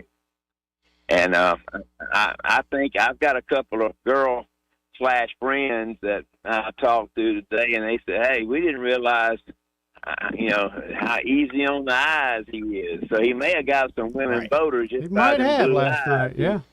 No, seriously, when Trump said that a month ago, I'm like, what? And then last night, I'm like, okay, kind of get it now. Kind of get it. Yeah. But and one more thing is that did you notice that it helped the Republican ticket and possibly some voters for them because Howdy Doody. By the way, you know why the moron took the TV in the bathroom? Why's that? To watch Howdy Doody. Daddy-o, you're doing so well. Yeah. Anyway, but back to what I was saying. He actually, guys, why I watched the whole debate is that every time Senator Vance would have something to say, Howdy Doody would be over there shaking his head. Yeah, you're right. Yeah. This did happen quite a bit. Yeah. It did. It did. And my number one takeaway from that, my feeling of Walt's, not that he's a bad guy. He actually seems like kind of a reasonable guy, but I felt sorry for him. And that is not a good feeling. You don't want to project that out there. Yeah, I get that. He was in a hole with a dull shovel last night, if you ask me. Yes, he was. But hey, I ain't gonna take any more airtime. Daddy-o gone. See you, brother. Appreciate it, man. This part of the program brought to you by Clear Waters Property Management. And their Reed Waters and team are ready to help you out with tree trimming or stump grinding or full-on tree removal. So it could be a tree that's already fallen on the property or one you're worried about, falling on the house or, on the carport or garage or something. Or it could be you want to just cut back the brush. And then maybe Open there are up the view branches. a little bit. Maybe there are branches hitting the house. Ooh, or don't want that. certain branches overhanging and it's a little too close for comfort. And that's how insects get in. Or maybe you're looking at that stump, you're like, I'm tired of looking at this thing. And I know it's attracting all sorts of stuff I don't want around here. It is. So Clearwater's Property Management can help you across the board, again, with tree removal, tree trimming, and stump grinding. Yep. Give them a call today, 430-0376. That's 430-0376. And be sure to tell them that Joey and Eddie, those fellas on the radio, sent you. Want to carry News Talk in your pocket? Download the News Talk 93.1 app from the App Store. Available on iPhone and Android. Never miss a moment. Download now. For too long, Alabama's statewide news companies have shamed us for our conservative Christian values. Alabama deserves a news company that cherishes our culture, a company that isn't bought and paid for by the powers that be. 1819 News is that company. Run by Alabamians for Alabamians, 1819 News celebrates what is good and beautiful about our state, while exposing those who work against our values in secret. Just go to 1819news.com to learn more. Subscribe to our newsletter. That's 1819news.com. They're dudes. Big dudes. Where's the grill? Oh, it blew up. Your face. How do I put this in layman's terms? is a mess. Slightly confused. Ooh, what about a baby tiger? Now that's a cool pet. Fully committed. Oh, dear. That's not good. Fox Sunday, it's Animation Domination's newest heroes. Nailed it. An all-new Universal Basic Guys. Sunday on Fox 20. All the headlines the mainstream media won't touch. Your News Talk station. News Talk 93.1 FM WACV. Joey Clark. Welcome back. Let's go right to the phones and talk to Ray Bowles from Prattville Carpet. Hey, Ray, how you doing? Well, all I'm doing is telling Eddie just running around for my girls today, getting no work done. So Emma Ruth has moved to Georgia, right? Mm-hmm. And she calls me in a panic. Dad, I went to get my driver's license and register to vote, so I can vote in Georgia. Okay. They won't let me because my marriage certificate they can't fill the stamp. Oh. And I've got to register by the 7th, and they're closed on the 7th, so I've got to have it by Friday. I said, not a problem, baby. Call the courthouse. I'll run down there and get it and overnight it to you. That's going to be this is my donation this year. That's pretty good. So I'm fixing to head to UPS and overnight it. I got it in hand, and hopefully by Friday she'll be registered to vote in Georgia. Excellent. Beautiful. That's a much more important place to vote than Alabama. Thank you. So true. Much more important. So, yeah, I figured that drop your pen and do what you got to do to make sure that happens for them. Now, if Trump does win by 2 votes, I'm going to take credit for it. And y'all have heard the story first. Excellent. I like that idea. I love it. Yeah. All right. But, hey, if you need a floor, call us, 285-8117. We still got that great sale going on, half off, and register for a free countertop when you come in. Yeah, again, 285-8117 or stop by 2201 Cobbs Ford Road right there in Prattville. And be sure to tell them that you heard Ray on the radio being a good dad. All right, guys, have a great day. Thank you, Ray. See you, brother. No, that's true. That's hero solid dad dude, stuff. man. That's what dads do. Now, did you see what Elon Musk is putting out there? We only got a couple minutes left here. But Elon Musk is saying that the lawfare really hurt and could have saved a lot of lives if not for the FCC messing around and getting rid of certain licenses for Starlink. Really? Mm-hmm. Yeah, Musk put that out there. Had the FCC not illegally revoked the SpaceX Starlink award, it would probably have saved lives in North Carolina. Lawfare costs lives. North Carolina would have had just shy of 20,000 working Starlink kits available today after Hurricane Helene had the FCC not revoked it in bad faith. The grant that was awarded to SpaceX is the winning bidder. In fact, of all folks, Peter St. Onge covered this today. Oh, really? Yeah, I think we got time to just sneak this in. Yeah. This is St. Onge on this exact issue. The deadliest hurricane in 35 years that knocked out the phone systems hampering rescue. Emergency crews in the Carolinas are desperately deploying Starlink terminals to coordinate emergency responses and save lives. The kicker here is that these areas would have had fully operational communications. In fact, precisely 19,522 sites in North Carolina alone, but the FCC revoked a $1 billion grant to deploy Starlink to thousands of rural communities. In short, because they did not like Elon Musk, tens of thousands are desperate and dozens have died, perhaps with more to come. The story comes thanks to Natalie Danilshin, and the background here is in 2021, the Biden administration rolled out $42.5 billion in grants to pay for rural broadband. It was part of the Build Back Better Act, which was renamed the Inflation Reduction Act since that polled better. 3 years later, not a single person is connected. $42.5 billion. In fact, they're saying nobody will be connected until at least 2026. Why is nobody connected? Because fiber optics providers lobbied to exclude Elon Musk's Starlink so they could feast on the roughly $4,000 per connection. Just imagine how much profit is in digging fiber optic across miles of mountains, forests, into the most remote pockets of wilderness. Sure, a Starlink terminal could do it for a couple $100. In fact, Elon was quoting $120 per connection. But why do that when you can dump 30 times more taxpayer dollars into obsolete fiber? Hilariously, in rejecting Starlink's application to do it for $130 the price, the FCC cited their, quote, responsibility to be a good steward of limited public funds. The Democrat FCC chair then went on to attack Starlink, accusing it of being a, quote, monopoly specifically because Elon managed to knock the price so low by doing the impossible, building a global constellation of satellites to provide worldwide cellular service that bypasses the trillions it would take digging fiber. Note the Kafka logic here. Build a better mousetrap, a 30x better mousetrap, when nobody else can, and you are a monopolist, well, if you endorse Trump. Got to cut it short there because pretty much out of time. But, you know, they brought up Hurricane Helene in that debate. Yeah. And they just used it as an opportunity to talk vaguely about global warming. Are you just going to accept our bumper stickers and doctrine we have beat into people's heads for decades? Or, you know, maybe you could have had an interesting adult conversation about technology and how quickly our emergency services are able to respond to something like this. That's crazy. That should be on CBS News. That's ridiculous. When again, and we know it's lobbyists. And it's what I go back to when I talk about drones and things like that. It's people get in the way. You're taking business away from me, so now I will go hire a lobbyist to solicit this from this other person for no other reason than I want all the money. Tired of that, man. Peter, I gotta love Peter St. On. Yeah, I do love Peter. Well, and sharp dresser too. Good show today. I thought so. Appreciate the time. I appreciate you, brother. Brother. Y'all stay tuned. Happy Hour with Greg Budell. He's next. Broadcasting from the Riverside Chevrolet Master Control Center, this is WACV Cusana, News Talk 93.1 FM. When it's Chevy,